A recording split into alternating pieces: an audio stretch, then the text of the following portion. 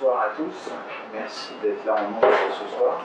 Je suis assez honoré de voir que ça intéresse beaucoup de gens ce qu'on va faire au niveau de la sécurité applicative. En effet, c'est d'attaquer les malwares Android directement à la source.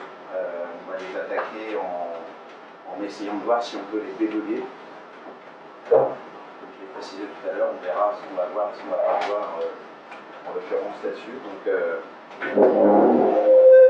on met à peu près une vingtaine de minutes à 25 minutes, moins de 20 minutes, je vais essayer pour des slides et une présentation un peu générale rapide sur la partie du monde Android et de l'écosystème de cloud. Donc, comme je disais, pour essayer de faire une présentation un peu générale, il va y avoir à peu près 20 minutes de slides sur vraiment l'écosystème Android et l'écosystème malware Android. Je vais passer assez rapidement parce que c'est pas le but de la soirée. Il y a une autre petite question, ce sera éventuellement vos connaissances, parce que là, ce sera vraiment purement de la sécurité applicative. Donc, on est vraiment dans du développement pur et dans des paradigmes, des points assez précis. Donc, il faudra éventuellement me dire qui, à quoi. Enfin, je poserai les questions tout à l'heure, mais surtout ne pas me gêner de m'arrêter s'il y a le moindre problème ou souci là-dessus. Et donc ensuite, on va se lancer sur quelque chose de périple. On va essayer de faire une démo en live. Donc ça va être une démo assez prévue, mais quand même en live, il y a beaucoup de choses qui est mis en place, mais au moins de vous présenter. L'absolue nécessité de ma démo était surtout, hormis le problème évidemment de tous ceux qui viennent du monde de Linux et compagnie, faire que cette démo soit capable pour n'importe quel technicien qui ne soit pas spécialement développeur et n'importe quel développeur qui ne soit pas spécialement technicien en tant que tel. Et au-delà de ça, quand je dis technicien, c'est router son Android, knoxer son Android, gérer éventuellement un certain nombre de choses.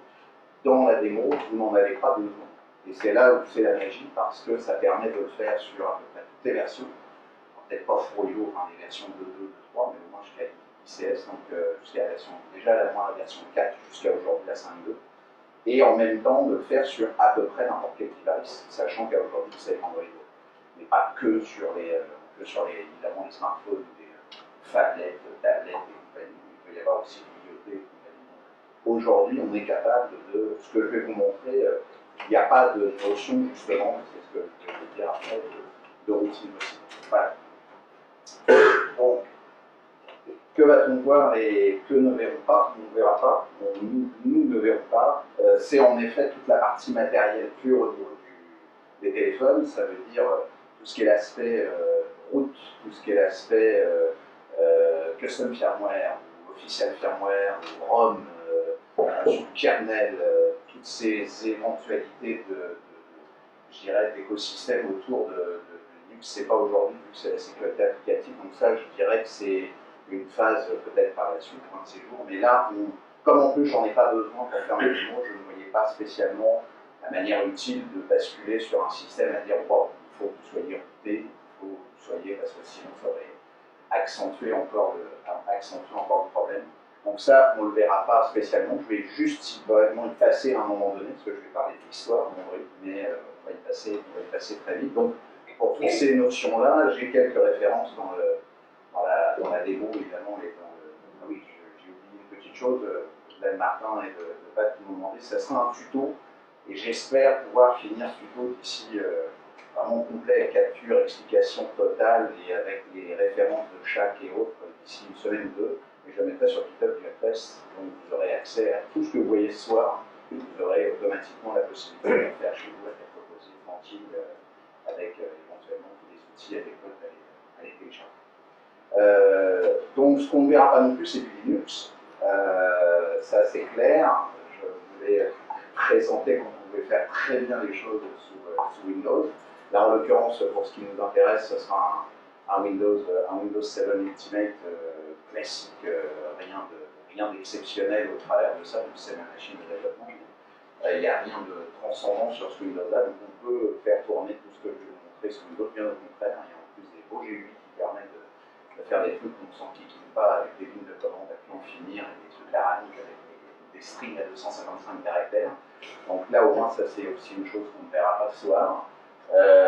Et un autre point important, c'est que oui, il y a beaucoup d'autres choses qu'on peut faire en tant que telles. Là, j'ai une partie du debugging, une partie de la vision de la partie développement, mais il existe d'autres moyens avec des parties Python, avec des parties Sandbox, avec des parties évidemment en ligne. On verra tout à l'heure, je vous montre un service qui s'appelle Dexter. On peut éventuellement faire d'autres manières pour le faire. C'est évidemment un des pans, je pense, un des pans les plus maîtrisables, mais il y en a d'autres évidemment qui existent. On ne verra pas non plus le pen testing, le forensic, le data miner, tous les systèmes modifiés et compagnie, tout ça malheureusement ne s'intéresse pas là. Donc, je voulais évidemment préciser que s'il y avait des questions qui portaient évidemment à ça, ce ne sera pas ce soir. Qui, moi, pas facile de me présenter, j'aime pas beaucoup ça. Je m'appelle Franck, je suis adopté avec l'équipe de RS depuis 3 ans, je les en remercie, ça fait 3 ans et demi que je suis au Québec. Actuellement, je suis embauché à CGI, je suis architecte organique, développeur senior. Ma structure de développement est depuis 24 ans, 25 ans maintenant. C'est à l'origine plutôt du C Pascal de l'époque, malheureusement tout jeune. Puis après, on a monté à Clipper et on monte après les trucs. Puis on est dans le VB, C Sharp, le .NET et évidemment garder l'aspect Windows. Pourquoi m'intéresser au malware et tout à l'aspect par contre Java au-delà de l'orienté objet? C'est une simple et une bonne raison, c'est qu'aujourd'hui, si on parle d'APT, donc les fameux Lawrence Law, les fameux virus au long cours et les virus d'État, les malwares d'État passeront et passent déjà obligatoirement par Android. Majoritairement, malheureusement, Android est devenu Windows du smartphone, je suis désolé, mais Android est vraiment l'écosystème du malware absolu et avec beaucoup de choses possibles à faire. Donc évidemment, automatiquement, Regin en est un des équivalents, il est capable d'être véhiculé de contaminants de serveurs et compagnie, et d'utiliser évidemment la connexion 3G ou 4G du téléphone, et de se recompiler en tant que tel, et de se basculer derrière. Je vous invite à aller voir Regin, d'ailleurs, ROGIN, qui est un virus et un malware aujourd'hui qui utilise toutes ces plateformes-là, toutes les plateformes de violence. Important aussi, pour finir ma présentation, c'est que la volonté de dev, c'est que si on ne prend pas tous les paradigmes de développement aujourd'hui, on ne peut pas combattre le malware correctement.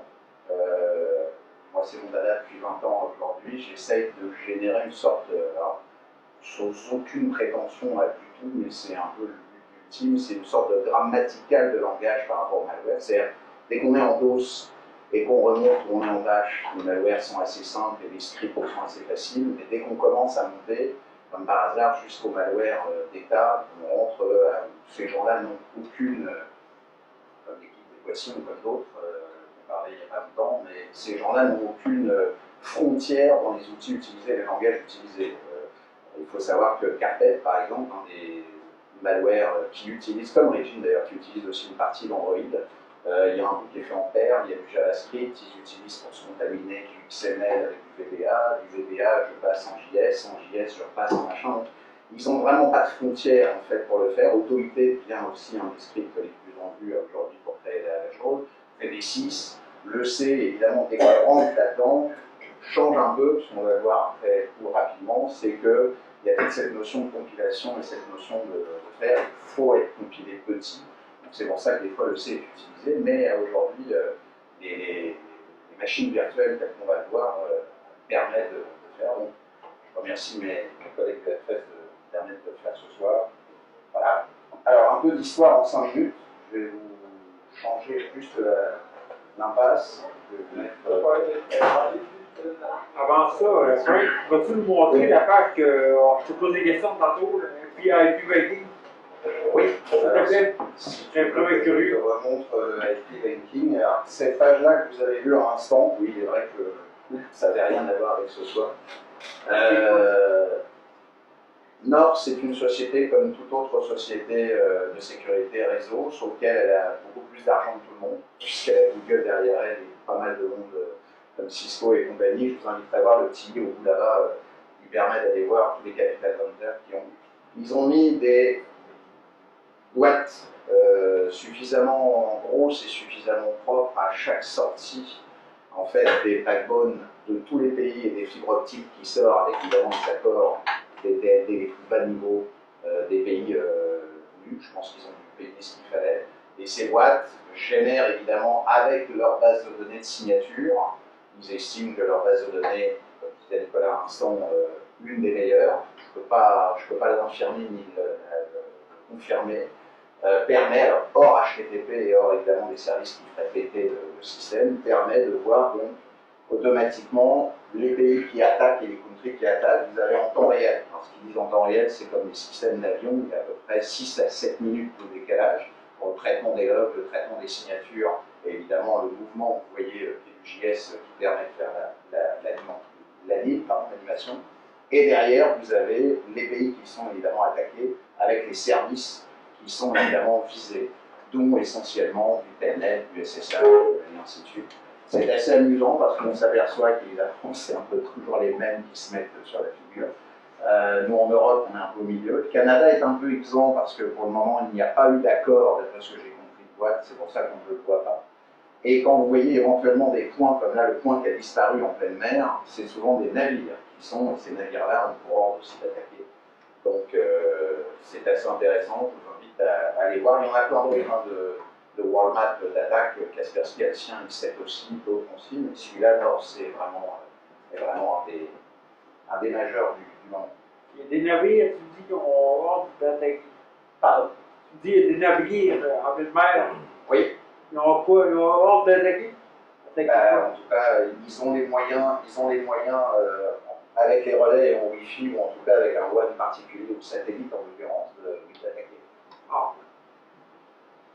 Voilà, donc là, je repars évidemment tout de suite sur la partie de la fraise. Donc pour la partie, je ne vous ai pas réinventé, j'ai pas envie de vous réinventer la roue. Je vous invite à aller sur Wiki, il est assez propre, il y en a un certain nombre, donc je vais vous faire un résumé. Android est né en 2008, septembre, donc sur la version 1.0 et là, on va voir les timelines après parce que c'est important. En fait, Google fait partie et a monté ensemble le OHA qui est le Open Handset Alliance. Il faut savoir que tous les grands constructeurs aujourd'hui de gestion de tout ce qui est consortium matériel et smartphones sont évidemment en tête de liste et en piste à ce niveau-là. Ensuite, on est depuis septembre 2014 à Android One. Alors pourquoi Android One? Parce qu'il faut savoir, on verra tout à l'heure, justement c'est la question après coup du développement et compagnie, mais on verra que la machine Android fonctionnait en format de machine virtuelle, avec une compilation just-in-time, comme on appelle ça. Et cette machine s'appelait Dalvik. On verra qui l'a créé, le nom est juste après. Sauf que depuis la version 5.0, donc depuis l'hip-hop, Android a remodifié, Dalvik a été dégagé, et c'est ART qui est arrivé, Android Runtime. Et ça change un peu, parce que le code qui faisait Dalvik est repris sur l'équipe, mais n'a plus l'air d'être le lead. Et en même temps, Android change aussi sa façon de procéder, d'après ce que je comprends au niveau de la compilation.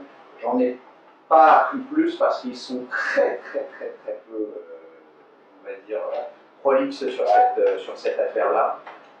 Ils l'ont annoncé que d'ailleurs à la 5.1 et non pas à la 5.0, et ils viennent seulement de préciser que le prochain Nexus 7 ou 8, là au niveau matériel, sur le 5.2, il y aura de l'ART direct. Les gens ont commencé à poser des questions et là tout le monde y va de son truc, même les équipes de malware. Mais là on trouve peu d'écriture ou peu de gens qui ont déjà démarré parce qu'on n'arrive pas à trouver, évidemment, on n'a pas la machine virtuelle en tant que telle qu'on pourrait l'avoir avec la vie à l'époque. Donc Android One est justement la partie créée par Google à ce niveau-là. Donc ce qu'il faut retenir, c'est que c'est ce monsieur. On a Android grâce à Andy Rubin. Ça c'est une des personnes les plus importantes aujourd'hui dans Google. Et pourquoi je vous en parle? Parce que ce monsieur est parti d'Android depuis lors et de l'équipe et il est passé sur le Google Chrome OS et la partie évidemment de remplacement de tout ce qui est l'affaire Google Chrome, Chromecast et compagnie. Aujourd'hui, je pense qu'ils vont ils sont en train de faire, on va dire, une division précision sur du dynamisme qui est lié en fait avec une autre personne qui s'appelle Astro Taylor, qui est ce monsieur-là. Astro Taylor, aujourd'hui, lui, là, c'est le fameux monsieur, c'est un peu le Steve Jobs de la partie technique qui, on lui a fait, enfin, à part d'être pas Superman, je crois qu'on lui a tout donné. Pourquoi? Parce que c'est lui qui est le patron de Google X, et Google X, c'est le no man's land R&D de Google avec nos limites en budget. Quand je dis nos limites, c'est nos limites. C'est lui la voiture sans pilote, c'est lui Google Glass, c'est lui toutes les nouveautés que Google a aujourd'hui, ça sort de ses labos, comme le gars qui est le fameux designer de Apple qui sort même les codes chez eux ou deux boyaux électriques pour rentrer, là c'est pareil. Et lui bosse avec Andy Rubin sur un autre projet que le projet X va lancer, qui est lié avec de la robotisation et l'Internet pour objet, dédié à, évidemment à un OS. Et on pense qu'Andy Rubin en fait partie en même temps, donc ce sera à surveiller pour la suite. Il y en avait un autre qui était important aussi, c'était Hugo Barra, qui était à l'origine, qui lui, en l'occurrence, était plus dans la technologie pure d'Android. Et lui, il est parti, il a fait coucou à Google, et en 2013, il est parti, fin 2013, non, c'est Auguste 2013, fin 2013, il est parti chez Xiaomi. Xiaomi, en fait, je vous l'ai dit juste après, du nom là, c'est Nord, voilà, c'est la boîte qui est ici, voilà le logo. Donc Xiaomi, c'est, on peut dire, le plus grand constructeur en marque blanche de la Chine concernant les téléphones portables et concernant évidemment les smartphones, et qui font qu'il n'y a pas un HTC, un Samsung, un machin, vous pouvez avoir n'importe quelle marque de n'importe quoi, il y a obligatoirement quelque chose d'électronique qui sort de Xiaomi, et lui-même va sortir évidemment des téléphones. Je pense qu'Hugo Barra est là pour justement l'internationalisation, enlever cet aspect évidemment, c'est là le gros défi de ce monsieur, c'est que comme ça vient de Chine, personne n'a confiance, et à juste titre. Et donc, par défaut, il faut évidemment rendre propre l'internationalisation évidemment de l'entreprise, mais ils ont quand même pris du lourd, puisqu'il fait partie de toute une équipe d'Android depuis 2008 jusqu'à 2013, partir pour une boîte chinoise. C'est quand même assez impressionnant. L'autre point, c'est Dan Bernstein, donc c'est lui, Dan Bernstein pour Davlik. Donc ça s'appelle Davlik parce qu'en fait c'est là où il vit, c'est une petite ville de pêcheurs en Islande. D'ailleurs, il le précise, je vous invite à aller voir son blog si vous voulez voir un petit peu comment ça se passe. Et là, on pourra en parler tout à l'heure concernant, évidemment, je vous parlais de Google X, voilà Google X, hein, c'est tous les projets de Google X. Donc comme vous voyez, la division c'est projet Glass, Driverless, projet Moon, donc le fameux projet de la Lune avec la fusée, les contacts Lens avec tous les systèmes de faire, et les Wings. Les Wings, c'est assez rigolo, c'est un système de véhicule volant qui pourrait relier deux villes de manière avec une sorte de fil. Enfin, là, ils n'en parlent pas trop, mais j'ai essayé de regarder un peu ce que c'est.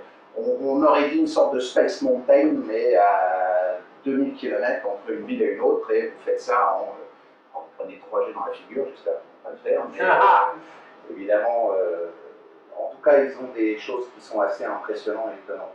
Écoutez, tous ces liens-là seront dans le tuto à la fin en référence de toute façon, mais je vous invite à aller jeter un peu un truc. C'est à peu près global, c'est pas la peine de, en tout cas sur l'histoire globale, après il y a le derrière et l'à côté, mais vous avez vraiment une bonne vision de ce que c'est à ce niveau-là. Voilà, je reviens sur le diaporama. Donc 5 minutes d'histoire. À partir de là, on a un gros problème avec Android. Depuis le début de ça, d'ailleurs c'est le darkness de Google aujourd'hui. C'est le timeline des versions, mais c'est surtout la fragmentation des versions par rapport à leurs outils. C'est-à-dire qu'entre septembre 2008 et à aujourd'hui, octobre 2014, on est déjà à 22 API et l'équivalent de 10 versions différentes. Entre les Donuts, Éclair, Froyo, Honeycomb, Ice Cream Sandwich, c'est que des gâteaux, et évidemment KitKat là-dessus, qui ne suit pas d'ailleurs spécialement une majeure. C'est ça qui est assez déroutant chez Google, c'est qu'on pourrait penser éventuellement qu'à chaque numéro 1, 2, 3, 4, 5, on pourrait changer de majeure, mais non. Par exemple, pour KitKat, entre la Jelly Bean, qui est la 4.0, 4.1, 4.2, 4.3. Pourquoi 4.4.4 et on est en KitKat? Simplement dans une chose. Alors ils vont vous dire oui, mais on a amélioré tel bug, tel machin, tel bidule. Ils vous en font des trucs. Alors c'est que la KitKat, elle, pourquoi ça doit marquer vraiment un temps, c'est que c'est la correction du bug d'OpenSSL et du Heartbleed, et que c'est KitKat qui intègre en son sein le bug Heartbleed à aujourd'hui, enfin la correction du bug Heartbleed à aujourd'hui. Voilà une des raisons pour laquelle. Donc là, au niveau timeline, vous avez évidemment au niveau version, je ne sais pas si je peux faire un. Voilà, je pense que vous voyez. Oui. Donc vous voyez, les version 1, version 1.1, après version 1.6 au niveau du développement kit. Évidemment, ça va jusqu'au l'intérêt, vous voyez, 3.0, 3.1 et 3.2, c'est toujours en écombe. On a toujours la petite abeille. C'est à la 4.0 que ça devient ICS pour Ice Cream Sandwich. Et là, automatiquement 4.0 ICS, puis 4.1, pouf, Jelly Bean. Mais pourquoi? Parce que Jelly Bean passe de la 4.0, on n'était pas tablette, et avec tous les différents systèmes entre 7, 8, 10 et 11,1, et qu'avec la Jelly Bean, pouf, ils changent le truc. Donc à chaque fois qu'il y a vraiment quelque chose que eux estiment de majeur en termes de technicité ou en termes de lien, ils basculent évidemment directement. On va jusqu'à évidemment la 5.0 à aujourd'hui, qui est la Lollipop. Je dis moi, mais c'est Loli, et la 5.1 qui est sortie en mars 2015, et ils annoncent la 5.2 pour octobre prochain. Je trouve que c'est encore beaucoup de fragmentation. À aujourd'hui, qu'est-ce qu'on parle de fragmentation? C'est qu'entre les gens qui ont des smartphones, dès que vous achetez un smartphone aujourd'hui, évidemment, vous avez une chance assez logique d'être au moins en 4.4.1 ou 4.4.2, donc déjà vous démarrez dans les versions 4. Donc soit Ice Cream, ou soit éventuellement au-delà de KitKat si vous êtes à 4.4.4. Mais malheureusement, par rapport à tout ça, selon les gens qui ont des fois des smartphones, on ne change pas, parce que nos abonnements, malheureusement, vous imaginez, ça dure à peu près 2 ans, à 3 ans, sauf que là, ils font presque des mises à jour. Il y a une année où ça a été 3 versions, là, on est à 2 versions de toute façon par année. Donc le temps que on va dire, ce cache se met à jour, ça donne évidemment de la fragmentation au niveau du camembert par rapport à ce qui est diffusé au niveau des devices. Et là, évidemment, les malwares se régalent, puisque au travers des différents bugs qu'il peut y avoir, au travers des différents patchs qu'il ne peut pas y avoir justement par rapport à des updates voulus, bah, évidemment, on est en majorité aujourd'hui sur du 4.1, 4.2, donc automatiquement, on est évidemment assuré de récupérer toute une partie. Regine aujourd'hui a eu la part belle, puisque plus de 40% est dédié d'être en dessous de KitKat, donc ça veut dire qu'une des parties de Regine était complètement possible de contaminer tous les postes où elle est. Donc ça c'est très très important évidemment aussi vous verrez tout à l'heure au niveau de la démo qu'il y a des gens qui ne font pas ce qu'il faut au niveau du développement, donc c'est très important évidemment de gérer le timeline et de gérer surtout son OS au mieux qu'on peut.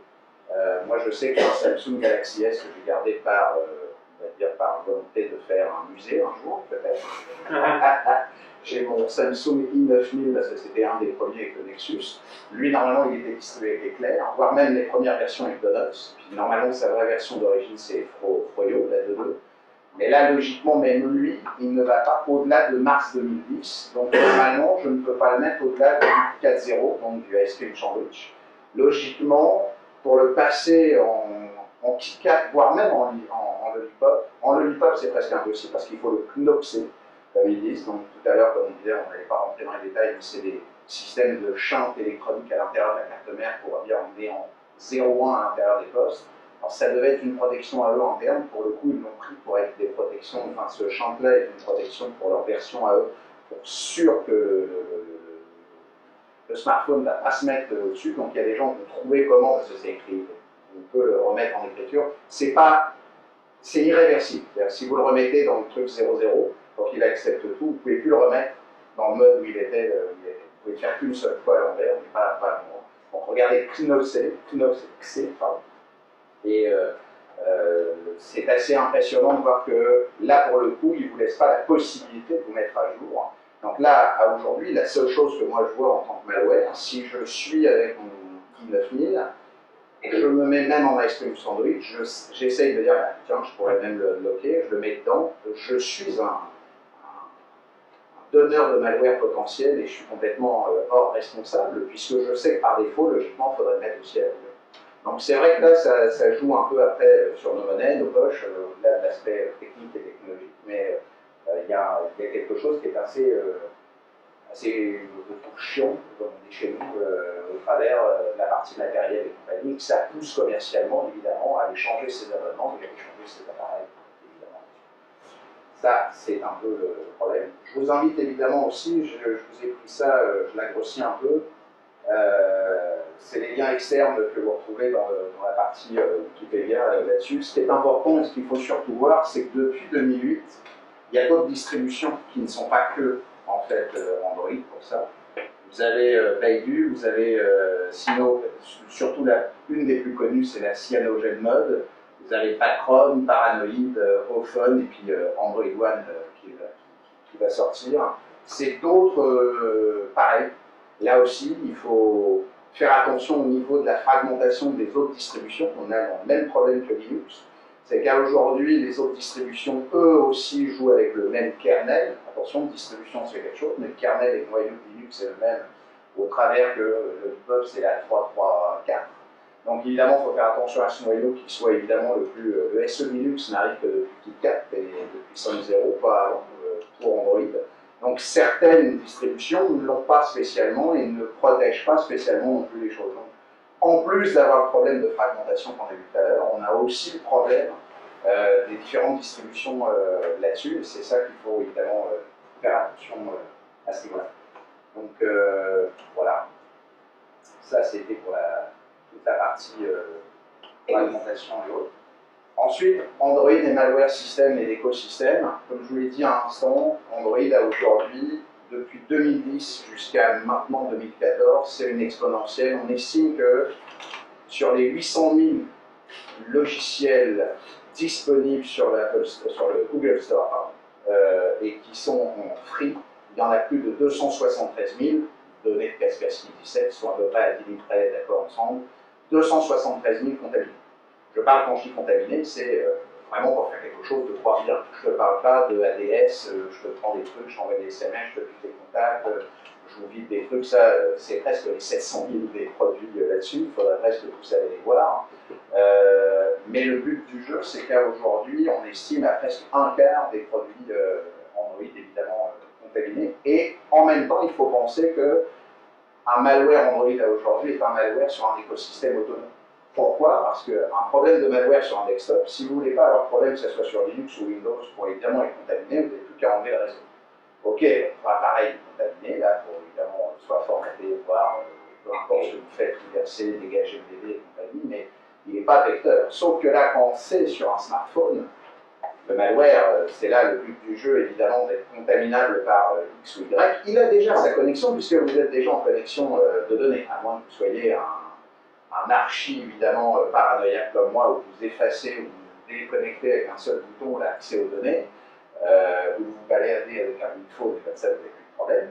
Mais sinon, par défaut, le but du jeu, il est que le virus en tant que tel, il a les moyens de s'envoyer des SMS, il a les moyens de prendre des contacts, il a les moyens de se connecter, il a les moyens de faire un wget classique et n'importe quoi, il a tous les moyens du monde au moment de faire, et comme tout est sur SQLite, et que SQLite, je vous rappelle, parce qu'on va en parler juste un peu après, qu'il n'a pas tout, il n'y a pas de toute possibilité d'écrire sur le disque, donc sur le device. Donc à aujourd'hui, il y a des moyens qui peuvent sauvegarder des choses, le garder en mémoire et se rebalancer directement là où il veut, voire même par un mail, et vous ne savez même pas que du fait que vous avez donné vos permissions à chaque fois que vous installez des softs, il faut savoir qu'il peut y avoir un soft qui va donner quelques permissions à l'un, puis lui il fait, je sais pas, il vous donne des bêtises, hein, un morpion, un jeu, n'importe quoi, un super nouveau jeu de puzzle.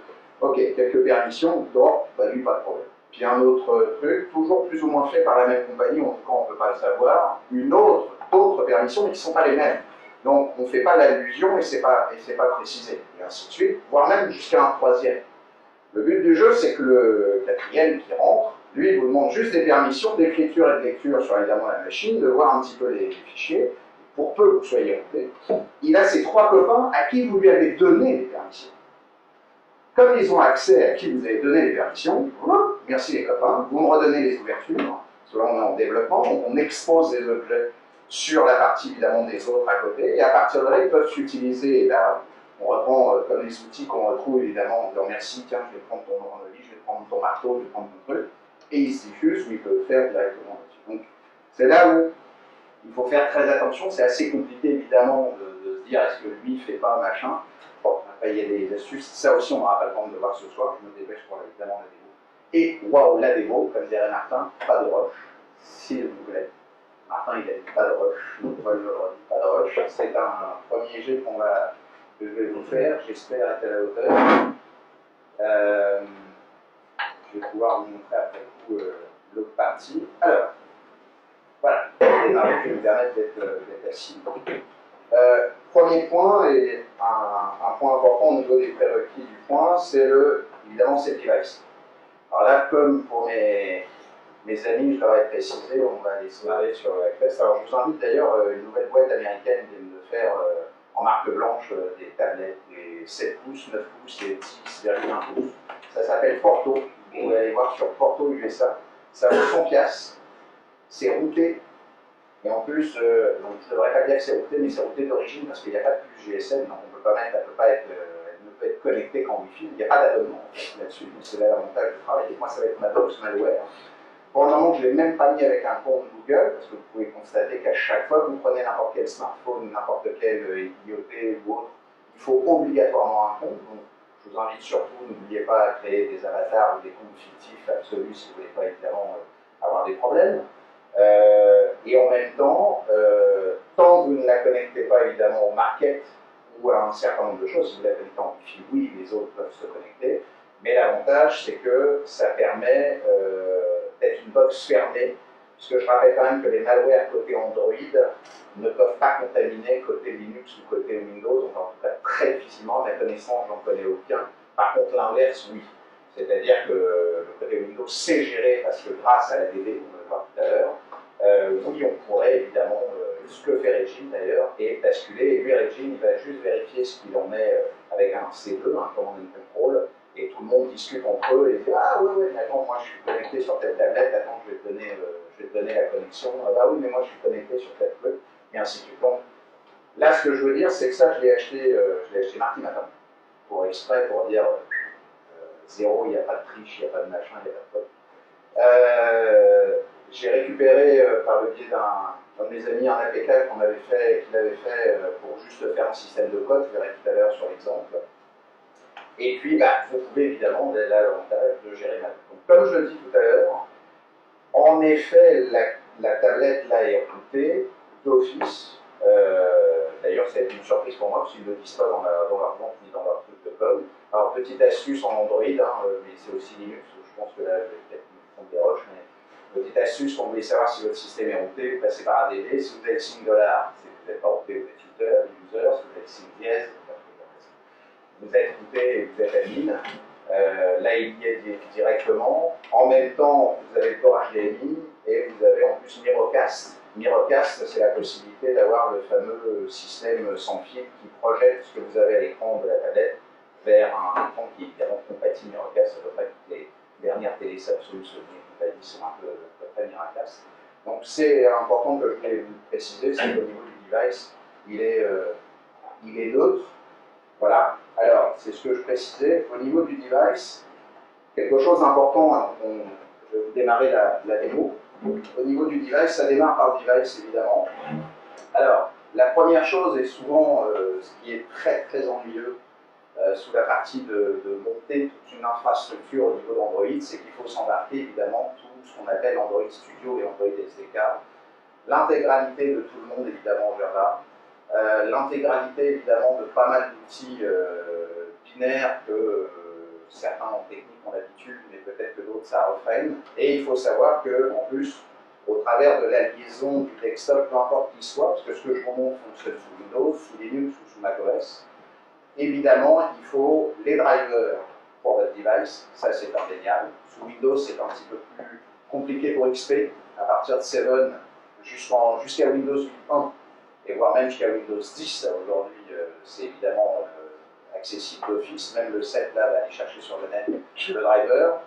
Les drivers à aujourd'hui génériques, il en existe, Google en a fait, il a travaillé avec Alcatel pour ça, il y a un driver générique Alcatel qui arrive à récupérer non pas que les ports USB autour de votre device, mais aussi le fait qu'il reconnaisse votre device pour qu'il le reconnaisse en debug, c'est-à-dire en accès évidemment à la machine. Donc pour ça, là j'ai évidemment un petit aperçu rapide, vous voyez, vous risquez d'avoir ce genre de choses, Android et CPC Serial, selon évidemment les machines que vous avez. Donc évidemment, selon le driver que vous avez, il faudra l'updater, générer évidemment de browser chez vous, dire bah oui mais attends, je l'ai évidemment en Android device, automatiquement, que vous soyez éventuellement sur un 7 de base ou sur un 7 Ultimate, l'avantage c'est que vous pouvez aller sur le net, il va aller directement, il va tourner, il va aller de toute façon récupérer les USB, ça c'est certain, ça c'est d'office, mais derrière au niveau de la partie device, il va le faire. Vous pouvez avoir donc, et la plus grosse chose, la plus importante évidemment entre le desktop et l'interface, c'est l'ADB, Android Debug Bridge, le pont de débugage Android. Là on verra parce qu'on va l'utiliser énormément. L'Android Bootloader qui est évidemment l'interface du Fast Boot, et l'Android Composite qui est lui le vrai driver matériel qui va discuter avec votre machine. À partir de là, warning, installation, c'est acté. Votre système est installé. Je vous inviterai que dans le tuto, je vous mettrai le Universal Naked Driver. Il faut savoir qu'évidemment, je vous invite à aller dans un des forums les plus réputés, les plus connus, vous connaissez sûrement tous, c'est XDA Developer, XDA_developer.org. C'est un des forums de développement sur tout ce qui se touche de près ou loin sur à peu près tous les systèmes de mobile. Il y a beaucoup de choses là-dessus. Alors, il y a à boire et à manger selon, parce que la moyenne d'âge va évidemment entre 16 ans et 77, et le 16 ans n'a peut-être pas spécialement les mêmes envies que le 77, alors on y va un peu tous azimuts, et des fois on peut se retrouver avec beaucoup de choses, même au niveau développement un peu bizarre. Là je vous mettrai, c'est là celui-là d'Alcatel, c'est le driver de base. Je l'ai aussi pour Linux, je l'ai aussi pour Mac, je ne vais pas faire de jaloux, mais c'était celui-là pour lui. Alors, dans notre device, une chose très importante au travers du device, dès que vous démarrez pour n'importe quel, comme je rappelle, cette démo peut et le fait sans que l'appareil soit coupé, mais vous devez, donc là c'est les captures d'écran de ma tablette, vous devez impérativement gérer le fait que vous soyez en mode debug. Donc il y a deux possibilités que vous pouvez le faire aujourd'hui. Comme vous le voyez, automatiquement il vous dit le modèle, l'Android. Donc moi je suis en 4.4.2 là sur la tablette.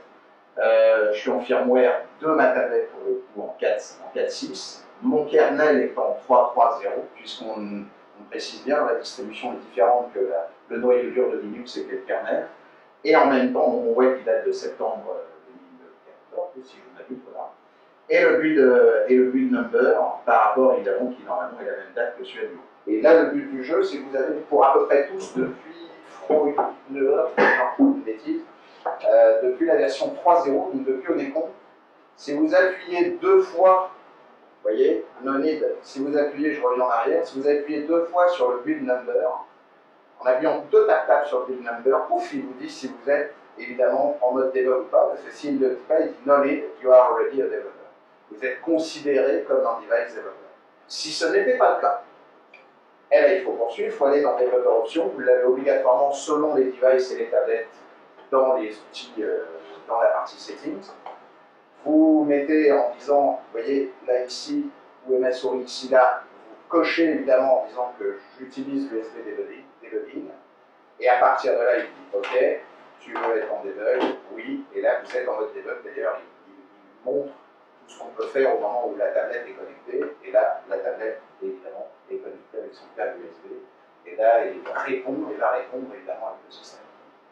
Voilà. Donc à partir de là, vous avez une autre manière aussi de vérifier que vous êtes bien, au-delà d'être en mode debug, c'est que ça correspond et ça discute avec évidemment la machine, c'est d'aller, alors je reviendrai après tout à l'heure dans toute l'install Android, mais vous avez ce que je vous ai dit, un des outils majeurs d'Android, c'est ADB. C'est un peu le shell de Linux, c'est un peu le CMD ou l'Explorer de Windows, c'est un peu le telnet des investeur réseau, c'est vraiment la DB, c'est lui qui permet de véhiculer l'intégralité des données, évidemment, pour la partie desktop. Et là, si vous ouvrez évidemment une fenêtre, une commande DOS, en Zelda, vous faites ADB, donc toujours Android Develop Device, et là vous tapez Device, sans erreur d'orthographe, voilà. Et là, automatiquement, il vous dit oui, ok, ma liste de devices, je la vois, elle est bien attachée, j'ai son numéro d'attache. Donc là, à partir de là, vous dites ok, j'ai déjà mis mon périphérique en mode développeur, machin, tout est ok, tout est beau. J'ai évidemment mis ma partie driver concernant évidemment la partie Windows ou l'OS que vous avez. Maintenant, obligatoirement, il vous faut passer au travers évidemment du système de l'installation de, on va dire, comment on va dire, du système de développement et du système de maintien que vous avez. Alors, sous Windows, il y a juste un point un peu plus compliqué que sous Linux. Pas compliqué, non. C'est vous êtes obligé de tabler sous l'OS en termes de bits où vous êtes. Si vous êtes en 32 bits, il faut être en 32 bits partout. Si vous êtes en 64 bits, il faut être évidemment en 64 bits partout. Sachant qu'Android Studio, par défaut, l'origine est de toute façon en 64 en automatique, non pas par rapport à CDLL, mais son exécutable existe en deux formats. Et le Studio, soit c'est Android Studio, soit c'est Android 64, mais c'est le 32 que vous chargez, et s'il voit que vous êtes en 64, il fait comme Process Explorer, il swap sur l'autre, et il se balance en 64 directement. Par contre, pour Java, vous êtes obligé, évidemment, d'être dans le format 64 bits, sinon le JDK ne va pas évidemment s'installer, il ne va pas se voir. Alors pour ça, sous Windows, vous avez un outil qui est d'enfer que j'utilise depuis plus de 10 ans maintenant, qui s'appelle Java, qui est open source, dont les sources ont été refaits par le bas en 2.6 en VB.NET, pour ceux qui aiment éventuellement en 2.NET, on est en développement. Lui, ce qui vous permet, c'est de vérifier évidemment vos versions. Donc là, si par exemple je fais au niveau des settings et des additionnal tasks, là je vais cocher en disant je check ma version, je peux même cleaner mon GRE, je peux cleaner les updates de mes extensions Firefox, qui est pas un luxe, parce que moi je m'étais aperçu que j'avais encore les versions 6 et ainsi de suite. Vous faites un run et automatiquement, voilà ce qu'il vous dit. Votre Java 7 il est update en 76-64 bits, en 16-7060, puisque la première, quand vous n'avez pas le 64 bits affiché, c'est que vous êtes en 32 bits. Et je suis en 8, la version 31, je crois qu'on est à la 32, en 8.0.310. Alors, pourquoi c'est important évidemment d'installer Java? Parce que Android se base, enfin, le code source final, c'est sera de toute façon du Java. Donc là, on n'a pas le choix. Il faut savoir que le Java est un langage comme le .NET, comme le C#, est un langage interprété. Donc c'est là où je voulais vous demander par rapport à tout à l'heure, est-ce qu'il y a une majorité de développeurs dans la salle? Est-ce que c'est une majorité de techniciens infra? Est-ce que c'est les deux? Est-ce que les gens sont assez à l'aise avec la partie développement? Je ne parle pas du développement genre bizarre, comme le monsieur avec des lunettes là, en assembleur, complètement truc, mais je parle en développement au niveau. Est-ce que ça vous parle ou est-ce que vous voudriez qu'on fasse oui, non? N'hésitez pas à me dire, je suis tout seul. Non, ça va un peu. Alors, en fait, le but, c'est de dire que, et là, je suis obligé de mettre un point majeur là-dessus, il faut savoir que les développements de haut niveau comme, alors le C++, un tout petit peu moins, mais à partir du C# et tout le reste, Delphi, VB.NET et ainsi de suite, comme d'autres, Python, Ruby et autres, sont dans des formats de... En fait, le just-in-time n'est pas précompilé. C'est-à-dire qu'on va faire du bytecode, du code octal, comme on dit, qui va simplement être une sorte de code intermédiaire qui n'est ni lisible spécialement pour l'homme, mais non pas exécutable pour le processeur, puisque le processeur, lui, il a besoin de fil et vraiment des connexions bien précises, telles que sa table de registre et de tout ce qui est pointeur et compagnie est fait. Et là, le but du jeu, c'est que le CLR, la virtual machine derrière, donc CLR pour .NET, Custom Language Runtime, la Java VM ou le Java Wire Debug Runtime pour Java, que ce soit pour Python, c'est pareil, PHP, c'est pareil. Ils font qu'au moment où ils se trouvent sur la machine, l'idée est évidemment majeure, et là on n'avait pas le choix, surtout pour les smartphones, vous avez tous, je suppose, des marques complètement et totalement différentes, je suis sûr qu'il n'y en a pas un qui a le même de son voisin et compagnie.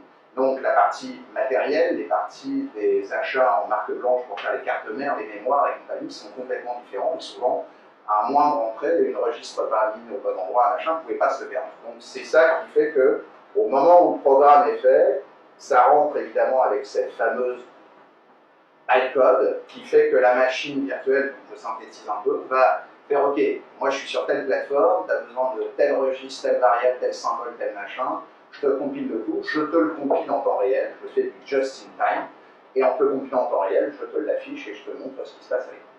Donc ça, c'est ce qu'on appelle le fameux IL, l'Intermediate Language, pour ce qui est du monde.net. Vous avez évidemment, pour tout ce qui est la partie Java, la même chose, et c'est soit du SAML, soit du DEX, il y en a 2-3 différents. D'ailleurs, c'est en plus Java pèse, il y a du dumping, du désassemblage, il mélange un peu les trucs. On sait, par contre, la différence de PY, lui, il n'a pas de problème, c'est du P-code direct, c'est de la machine native, c'est du code natif, quand il fait compile, l'autre il s'en fout, ça ne marchera que sur sa machine. C'est-à-dire que s'il décidait éventuellement, à part des machines compatibles de son compilateur, mais si vraiment il voulait passer d'un Unix ou d'un monde qui soit différent, genre un ARM, un RISC ou quoi que ce soit sur un Intel, ou sur une autre plateforme différente, rien qu'un Windows, un Linux, ça ne pourrait pas fonctionner, il faudrait éventuellement soit recompiler en natif de nouveau, ou soit faire l'install par exemple de .NET dans Windows, quand vous installez les frameworks 4.5 et compagnie, d'origine, au moment où on l'installe, ils sont en bytecode. C'est au moment où ils sont installés pour les 123 assemblées que Microsoft utilise, c'est au moment où ils sont installés qu'ils sont compilés avec la machine où ils sont compilés, pour justement arriver à dire, ok, là, ceux-là de toute façon on ne pourra pas les défaire, donc ceux-là sont compilés en bytecode pour arriver à avoir évidemment de la performance.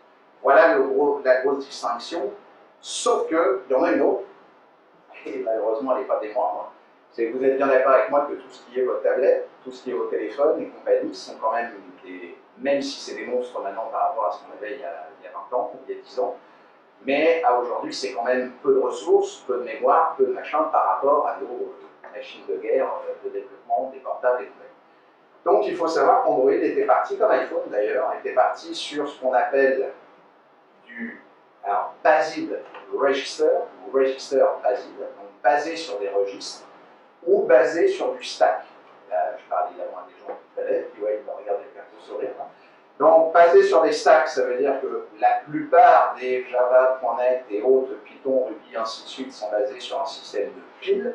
Donc, cette pile, vous la connaissez tous, hein, les fameux Stack Overflow et tous les buffers qu'on a pu vous en discuter depuis 2-3 ans. Là, on a un système où c'est le processeur qui gère la mémoire en RAM. Il a mis un gros bloc, puis là-dedans, il y a l'OS, il y a le développement, puis il y a toutes les protections que Jessie veut casser à chaque fois. Mais ça, c'est la partie pile, évidemment, dedans. De l'autre côté, on a la partie registre. Là, c'est beaucoup plus compliqué, c'est beaucoup plus perfide. C'est la mémoire qui se trouve sur le processeur, qui trouve peut-être très cher, et c'est ça qui a été utilisé. Là, on tape directement dans la partie registre du POS.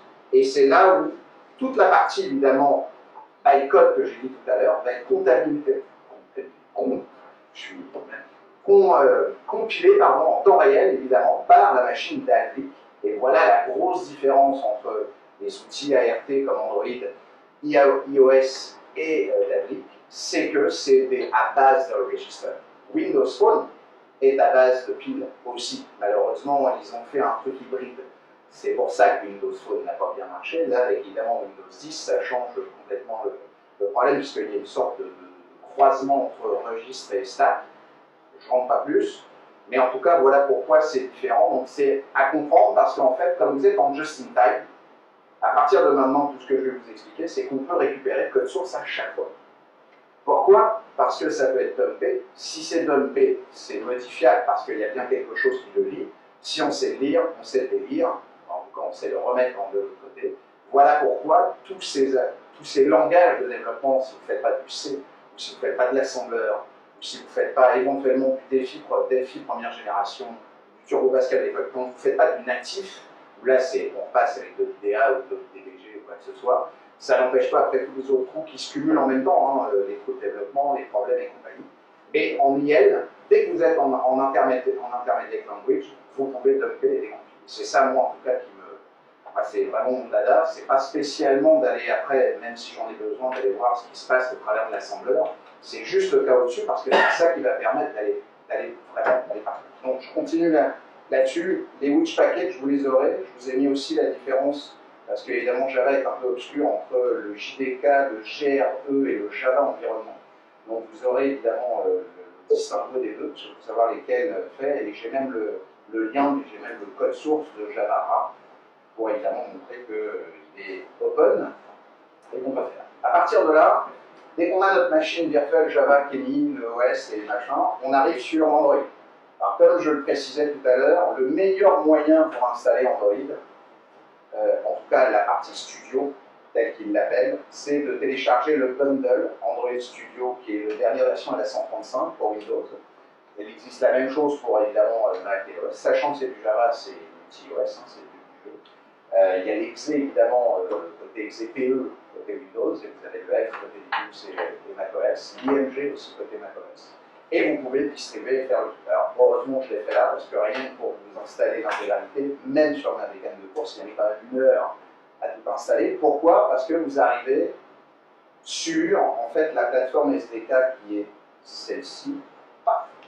Donc là, avec comme vous pouvez le constater, un gros SDK qui, si je vous fais propriété, ça fait pas loin de... on doit être à 5 ou 6, je crois, si je m'abuse, avant que je l'ai installé. Non, 30 gigas.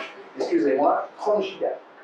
Pourquoi 30 gigas? Parce que si on fait le SDK Manager, voilà ce qui se passe. On rentre évidemment dans le SDK Manager, et là, vous avez tous les différents tools et savoir qu'est-ce qui a été installé ou pas. Donc, moi, évidemment, je n'ai pas installé la 2.2, parce que j'en ai pas grand-chose à faire, à part de débugger mon petit Galaxy S que j'ai encore, mais la 2.2 pour Froyo, j'en ai pas besoin.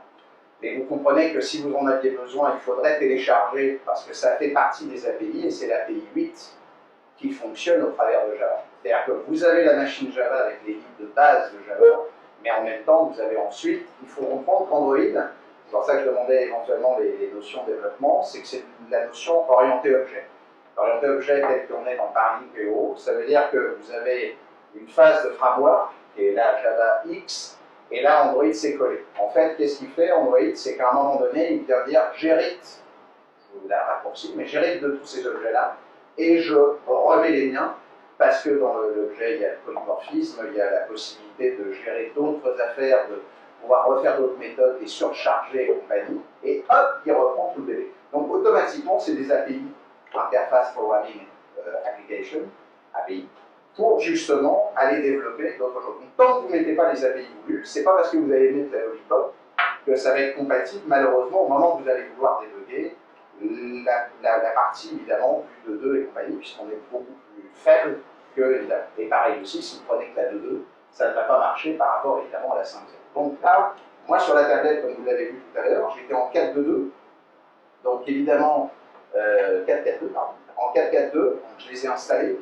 J'ai mis aussi, en plus, pour un autre truc, ils ont fait même un 4.4.W.2 pour les ARM et les Intel Atom, parce qu'il faut savoir qu'Android marche avec les IoT et les Raspberry, Android et compagnie, et c'est de l'ARM et du IoT, donc on peut débugger aussi là-dessus. Et évidemment, la 5.0.1 s'installe par défaut, et la 5.1, la dernière, date de celle du mois de mars, avec, on est, comme je viens de vous dire, en API 22. Donc c'est là où, quand vous voyez votre interface, vous voyez votre device, vous regardez, tac, tac, je suis debug, ok, non. Je suis quoi au niveau de mon, pas mon kernel, mais de ma version. Alors après, il y a des versions aussi selon le device qui sont vendues. Je vous invite à aller éventuellement chercher Google, là est vraiment votre ami, en tout cas du Google. Mais vous pouvez aller vraiment vérifier que souvent les numéros font que c'est les lettres XX, c'est générique, XW, c'est un autre pays. Donc il y a des fois des 2 lettres selon les Samsung, HTC et compagnie. Puis après vous avez des lettres, ça correspond à l'année. Puis après vous avez des chiffres et ça correspond aux versions à laquelle ils sont mis en place. Mais vous pouvez vite vous apercevoir à quel numéro de version vous êtes. Donc ça c'est important. Android SDK, je l'installe au complet, il s'installe tout seul, il fait son petit bébé, il installe surtout ADB qu'on a utilisé à l'instant. Il installe évidemment la plateforme en fait ADB pour ça, et il installe le SDK derrière. À partir de là, maintenant que vous avez ça, on a notre Java, on a notre Angular direct. Alors, aussi pour les all requis, comme je vous disais, vous êtes un développeur, vous avez tous les addicts aussi pour tout ce qui est le Debug Bridge Beginner. Donc l'ADB, plus vous allez le connaître, plus ça va être votre copain, parce que c'est lui qui vraiment génère beaucoup de choses.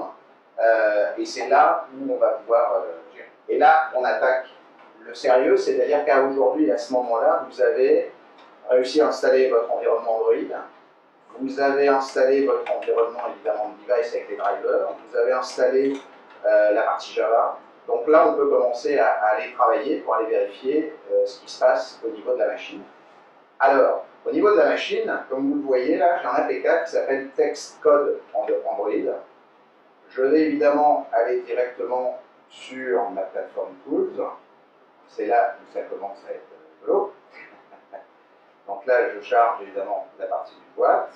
Là, de là, je vais faire ADB. Vous me dites si je ne suis pas routé, tous les APK sont installés dans Data App. Data App n'est accessible que si je suis admin. Évidemment, si là je faisais une liste, ça pourrait se faire, parce que je pourrais évidemment dire ah, quel est le cochon d'APK que je vais récupérer, parce que lui, je sais que ça va me créer un problème. Alors, la chose est facile, vous faites ADB shell pour ouvrir un shell du ADB. Donc là, il ouvre un shell directement, comme vous pouvez constater chez vous. Il ouvre un shell évidemment directement sur le device. Et de là, vous avez une commande qui s'appelle PM. Pareil, vous avez la possibilité de faire help et de voir tout ce qu'elle propose. List, donc elle liste les packages, les users, les autorisations, les groupes, les warners, enfin bon, bref, tout ce qu'on a besoin. List, package. Et là, évidemment, -F. J'ai un doute à savoir si j'ai un S à package. Non, et voilà. Et là, directement, j'ai la liste, vous voyez, et même par bouteille, j'ai la liste de tous mes packages installés sur la machine. Et ça nous donne deux informations. Ça nous donne la première information, je reviens là-dessus, ça nous donne, j'espère que vous voyez bien, voilà, ça nous donne où c'est installé, système app, bon là, on pourra le récupérer, mais on sait que c'est du système Q. Puis là, comme vous pouvez le constater, j'ai un MX Player dans Data App. Ah, MX Player.pk, très bien. Et puis, je continue. Là, j'ai un ComRider, parce que, en fait, au lieu d'aller aussi dans les Google Store, vous pouvez aussi aller dans Freeware APK. Vous tapez ça dans Google, vous allez avoir des marquettes où vous pouvez télécharger les derniers APK en place. Prenez les APK, vous foutez ça sur votre SD card, vous remettez votre SD card sur votre truc et personne ne sait ce que vous allez télécharger. Ou au pire, vous pouvez les vérifier avant et comme ça les réinstaller après. Vous n'êtes pas obligé de passer par le market, mais on pourra éventuellement, je vous en donnerai un autre après qui est assez rigolo. Et puis, on continue, et là, on va voir à un moment donné sur la partie. Tu peux faire la même commande avec -3. Pardon? Tu peux faire la même commande -3 aussi. Ça va sortir toutes les datas. Oui, exact.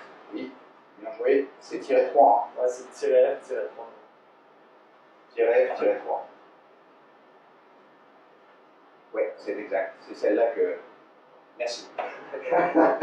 Merci. Et comme on voit, vous avez dans Data mon fameux test que j'ai installé, qui s'appelle évidemment NetSpy.com, là, avec évidemment l'APK derrière qui est en test. Ok, donc là on voit qu'on a bien notre. On peut avoir le nom. Alors vous allez me dire, ok, tu as le nom, mais qu'est-ce que tu fais avec?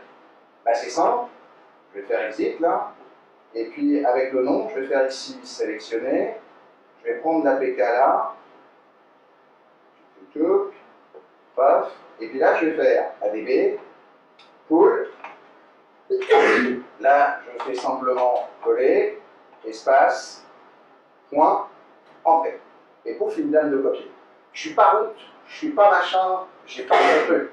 La des route, mais je peux vous assurer que je l'ai testé avec le truc posté à la table que je pouvais pas prendre. Ça marche, elle n'est pas route du tout. Et ça fonctionne. Donc ça fait quoi? Ça télécharge bien, vous voyez là où je suis, l'APK. Et là, si je fais un coupé et je le remets dans mon autre APK là, parce qu'il a repris son nom interne de Java, vous voyez, il fait bien 1006 kg, il est bien, c'est bien le même, c'est bien tout ce qu'il faut, ok, on est bien dans le truc, on a bien récupéré notre fichier. C'est ça que je voulais vous montrer, on a récupéré le fichier. Maintenant, on sait où est le fichier, on sait qu'on l'a récupéré, c'est bien beau tout ça, mais maintenant il faudra être sûr et certain qu'il soit débuggable. Alors là, je vais rentrer encore dans une petite parenthèse. J'avais dit que je le dirais au début, puis en fait, ça c'était pas bien un truc, donc je l'ai remis un peu plus à la fin, là, au milieu, en disant qu'il faut bien comprendre la différence entre des assemblages décompilage et débugage. Désassemblage et décompilage. Décompilation, c'est vraiment le code source. Je vais la synthétiser, mais le code source vraiment lisible par l'homme, est fait par le compilateur qui, comme je vous l'ai dit, en just in time, la plupart du temps, c'est la CLR, et là, elle est faite au moment du direct et du passage de l'usine. Si on est dans du compilation C, on est dans du compilation natif, là, automatiquement, du décompilation aujourd'hui, à part IBA qui arrive à faire un pseudo-décompilage, hein, ouais, je crois que, si je ne me trompe pas, précise. Ouais, c'est un peu limite, c'est pas évident. C'est pas tout à fait, mais c'est exploitable pour l'homme parce que c'est compréhensible, mais vous ne pouvez pas le faire. Donc ce sera du désassemblage, parce qu'après la compilation, il y a le linkage. On link les objets pour justement. Donc on a cette différenciation là-dessus. Là, on va parler de débugage. On va décompiler. Il faut obligatoirement avoir le code pour ensuite arriver à débugger. Parce que là, le but du jeu, là où je vais vous amener, c'est qu'on va se... Le but à la fin, c'est qu'on va se stopper. Je vais faire un truc sur mon device. Le logiciel va tourner. Et au moment où je vais faire entrer, que j'aurai fait un breakpoint quelque part, le logiciel s'arrête et vous montre le code source et là où il se stoppe. Là, le débugage. Je vais vous expliquer à quoi ça pourra... Voilà, vous allez trouver à quoi ça peut servir. Mais le but du jeu du débugage est là. Alors donc, maintenant que j'ai mon APK, n'oubliez pas une chose sur les APK, j'oublie à chaque fois de le préciser, mais moi j'ai un outil dans tous les RC objets, je sais que je peux vous assurer que j'ai une sacrée trousse. Il y a un outil qui est absolument magique, il faut que tout le monde ait pour n'importe quoi, et vous ouvrez tout fichier avant de lancer là-dessus. C'est SetZip, qui est open source, je vous rappelle. SetZip, c'est celui-là qui a le plus de possibilités d'ouverture de type de fichier que je connaisse au monde.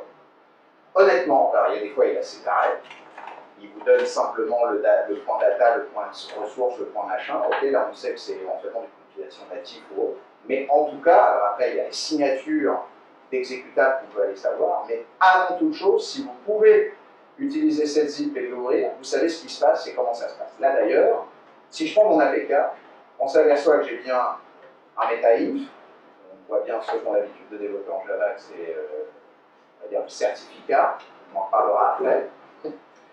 Le ressource, la partie Android manifeste, c'est un des piliers en fait d'un code Android, et puis le DEX, qui est le fameux, pour le DAVIC, la compilation et le code de la classe, évidemment, qui est pré-compilé, donc le bytecode, qui est pré-compilé pour avoir la chose. Mais l'APK aussi est binaire, parce que si j'ouvre, si je fais ça et que je dis, pardon, utilisation, voilà, et que je sors l'XML ici, et que là au niveau de l'APK, je fais edit avec edit++, voilà, je ne comprends rien, c'est du binaire. Alors si, je peux éventuellement choper quelques infos en string, je peux choper des trucs, mais là je ne peux rien faire, je ne peux même pas écrire, on est dans du statique. Bon. Alors, pour savoir s'il est débugué, ou en tout cas en mode debugging, puisqu'un logiciel évidemment en mode debugging, normalement développeur, comme dans Visual Studio et dans tout système IDE, vous avez ce qu'on appelle un mode debugging et un mode release pour après avoir un mode prod. Normalement il y a à peu près 3 modes, il y a plusieurs autres modes d'acceptation, de développement et de basculement des exécutables, mais à l'intérieur d'un IDE c'est à peu près ça, et quand vous êtes en debug mode, logiquement quand vous filez l'exécutable, en vente, à la production ou autre, le debug mode il est dégagé, on le met en mode release, et là il n'y a plus d'appel au debug, donc la partie des variables, les symboles, tous les systèmes possibles sont évidemment non pas enlevés, mais sont inhibés et sont à false. Pour savoir évidemment si le système est autre, vous avez un produit qui s'appelle APK Tools, APK Studio, donc APK Tools est un point jar avec des librairies qui permet de gérer sur l'APK, et le APK Studio permet en GUI sous Windows, je vous avais dit que ça serait sympa et pas de ligne de commande. Vous ouvrez l'APK Studio, vous dites OK, je prends le petit bonhomme vert, le projet, vous dites ce que vous voulez, test, là vous mettez le nom que vous voulez, où est mon pass de mon APK, donc là je vais aller récupérer mon APK voulu, à l'aise, tuto, mon APK file, je vais prendre celui que je vous ai téléchargé à l'instant, pour ne pas tricher, ouvrir. À partir de là, je lui dis où je peux le mettre. Ah, écoute, tu vas me le mettre dans le test en même temps. Donc là, je crois que je l'avais mis. Non, tu vas le mettre dans un APK d'ailleurs. Pour moi. La présentation, l'offre. Alors, 13 ici et APK, sélectionner le dossier, et là je fais create, tout simplement. Et lui, il s'occupe du reste. Là, il va faire évidemment son petit bonhomme. Alors, vous pourriez le faire en ligne de commande. Hein. Alors, je trouve que c'est moins fun parce que sous Windows, du jeu, c'est vraiment difficile. Mais n'est pas la fun. Alors, comme on peut s'en apercevoir, ce qu'a fait APK Studio, c'est qu'il a régénéré ce que fait en fait le bytecode. Il a généré un smiley pour back smiley. En fait, ils ont fait un jeu de mots pour smiley. C'est un désassemblage d'un code DEX que je vous ai montré tout à l'heure. Donc là, en effet, si je prends code, netspli, machin, test, et que là, je vais logon smiley, vous voyez, on a une sorte de input object. C'est un peu le IL, le intermediate language de Microsoft. Donc là, évidemment, pas spécialement facile à gérer, pas spécialement facile à traiter, mais en tout cas, voilà. À partir de là, vous avez Android Manifest, qu'on avait tout à l'heure, et là, comme vous le voyez, vous dites, waouh, oui, génial, il est disponible là, et en clair. C'est ça qui est top. Et quand vous l'avez en clair, vous voyez l'application, hein, ben là, l'application, c'est lui qui est le principal. Il faut aller, en fait, prendre Android, je me suis fait des copier-coller pour aller plus vite. Android 2.debugable égale true, puisque là, on s'aperçoit qu'en effet, il n'y a pas, puisque là, on a un Allo backup, on a un Android icon, et on a un Android label et un Android theme, on n'a pas le debugging. Je fais un CTRL V, avec évidemment une reprise, voilà, là-dessus. Donc là, je l'ai mis en debugable égale true, ok. Et là, ce que je fais, c'est que je save, et là, je fais le marteau, et vous voyez, ok, vas-y mon petit bouchon, vous voyez en bas, ça parle, et là, il fait successful. Donc là, j'ai changé le manifeste, j'ai rajouté le debugable à tout, et là, j'ai un build en haut, avec un rebuild APK, qui est évidemment recréé, refait. Ce que je voulais vous dire tout à l'heure, ce qui était très amusant, dans l'original et qu'on a vu tout à l'heure, vous avez vu le meta-inf, qui était des certificats. 97, pareil, je ne cite pas un mois, même si je suis assez d'accord, 97,2%, 17, Trend Micro, McAfee, les derniers, là, les petits bonhommes que j'aime bien, Clam AV et compagnie, 97,2% de tous les logiciels créés pour Android, pour eux-mêmes, ne se vérifient pas sur leur certificat. Donc le fait que j'ai, parce qu'il faut du signer pour que je le recolle sur mon truc, c'est bien beau ce que je vous ai fait. Vous pourriez me dire, quand mon APK il était signé avec mon CERF d'avant, tu me le fais là, l'autre il va me le remettre, ça n'a pas marché. On fout, il ne va pas le tester. Donc, le but du jeu, c'est que si même vous tombiez sur un gars qui avait quand même, ou qui a écouté cette super démo et qui a décidé de tester ce terf, ces certifs, bah, dans le débugage, il y a un bout de code qui ne pourra pas être évidemment lu. Bah, soit vous mettez des règles sur ce bout de code, le if ou l'irand pour tester, évidemment, bah, vous mettez des dièses, et le fait que quand il testera si c'était bien son certificat, bah, vous lui dites, tu passes à tout directement. Alors, ça mettra peut-être dans le tuto, je l'allongerai parce que c'était un peu plus compliqué pour mettre le cercle à l'intérieur. Et là, avec le temps, les machins, le temps n'a pas pu, mais voilà. Donc le rebuild d'APK est là. Mon APK Studio a fait son job. À partir de là, ce que je peux faire, c'est qu'évidemment, je retourne ici, j'ai le test, j'ai mon build, et j'ai mon APK et mon rebuild. Alors, je fais copier, je retourne sur ma petite plateforme, et je fais coller. Ok. Là, mon ami Claude, ici présent, on va pouvoir constater que, en effet, là, je ne peux pas vous le montrer, c'est ce petit bonhomme-là. D'accord? Donc là, au niveau du. Là, non, autant pour moi. Donc, settings, appliquer, je prends le test et je dis uninstall. Ok? Ok? Le désinstaller, je vais là, je retourne là, je l'ai. D'accord? Ok? Parfait. Là, j'ai plus petit bonhomme. machin, du fichier. Ce que je fais, c'est que désormais, si d'ailleurs, en l'occurrence,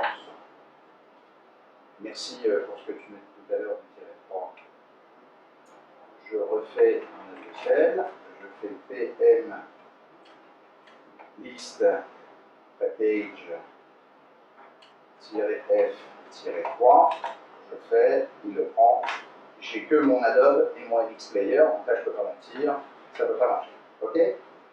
Je vais en ouvrir une autre, et là par défaut, je vais mettre ADB, cette fois-ci pas pull, mais push, pour push évidemment mon rebuild, donc re-8, parce que tout à l'heure j'avais un peu, mais je m'étais toujours fait au lieu de T, c'est pas grave, APK, et vers où, excusez-moi, j'ai fait un copier-coller. Donc j'ai créé dans ma truc SD card un répertoire labo APK, qui est vide d'ailleurs, je le fais entrer, boum, il est dedans. De là, je retourne dans mon fichier ici, là je vais dans labo APK, j'ai bien le rebuild, je double-clique, je dis installe, il s'installe, le test est OK, si je fais open, il le trouve, et c'est bien celui-là qu'on vient d'installer, il est là, OK? Là, si je fais ça, mais que je fais maintenant, là, je prends le petit bonhomme et je le positionne. OK? Parfait. À partir de là, si je retourne aussi de nouveau ici, si je fais de nouveau ce que j'ai fait, on retrouve nos trois lignes et on a bien le code machin machin que j'ai rebuildé, qu'il a fait. Et comme je viens de le tester, vous avez bien vu que, bon là c'était aussi fait exprès, on n'a pas fait exprès de tester le cercle, mais le truc s'est relancé. Donc là, avec la studio, fait bien son job, et personne n'en a rien à foutre des certificats, on se demande pourquoi c'est créé d'ailleurs. Mais voilà. En tout cas, jusqu'alors, on a. Oui. C'est pas un domaine qui testait les certificats? Pardon? C'est pas un domaine qui testait les certificats? Non, c'est normalement une certif, c'est un peu comme le Strong Name Key que tu as lorsque tu es sous Visual Studio, qui te permet de signer en fait une public token, une DLL, quoi que ce soit. Et Android fait la même chose pour que ça soit signé, mais ça, lorsque tu crées des assemblées ou tu crées en .NET quelque chose, tu peux vérifier ta token et vérifier. Alors là, c'est pas un certificat comme tout le monde le connaît, SSL ou Certif VeriSign et compagnie, mais permet de signer avec une vraie string fort pour dire soit le token est elle-même, soit l'assembly a bien été mise, pour évidemment dire bon, tu m'as remis une autre assembly, moi je ne me lance pas, celle-ci on l'a forquée derrière. Et là, sur à peu près, honnêtement, j'ai testé une cinquantaine de malware, j'ai testé à peu près une dizaine de logiciels classiques. Il n'y en a aucun qui a un if sur son CERF ou autre, qui prend le CERF par défaut sûrement d'accumulation de Android Studio, de l'IDE qu'ils utilisent, mais après ça arrive. Donc derrière l'APK, il en met un autre, il est signé, tu le fais, mais si dans le code tu n'as pas de if pour tester, qu'est-ce que tu veux faire? C'est là le problème. Voilà. Alors à partir de là, je reviens sur mon APK Studio. Désormais, j'ai remis le logiciel à l'intérieur et là le debug est OK. Je voudrais éventuellement vérifier que le debug est OK. Vous avez une possibilité qui est les tools SDK.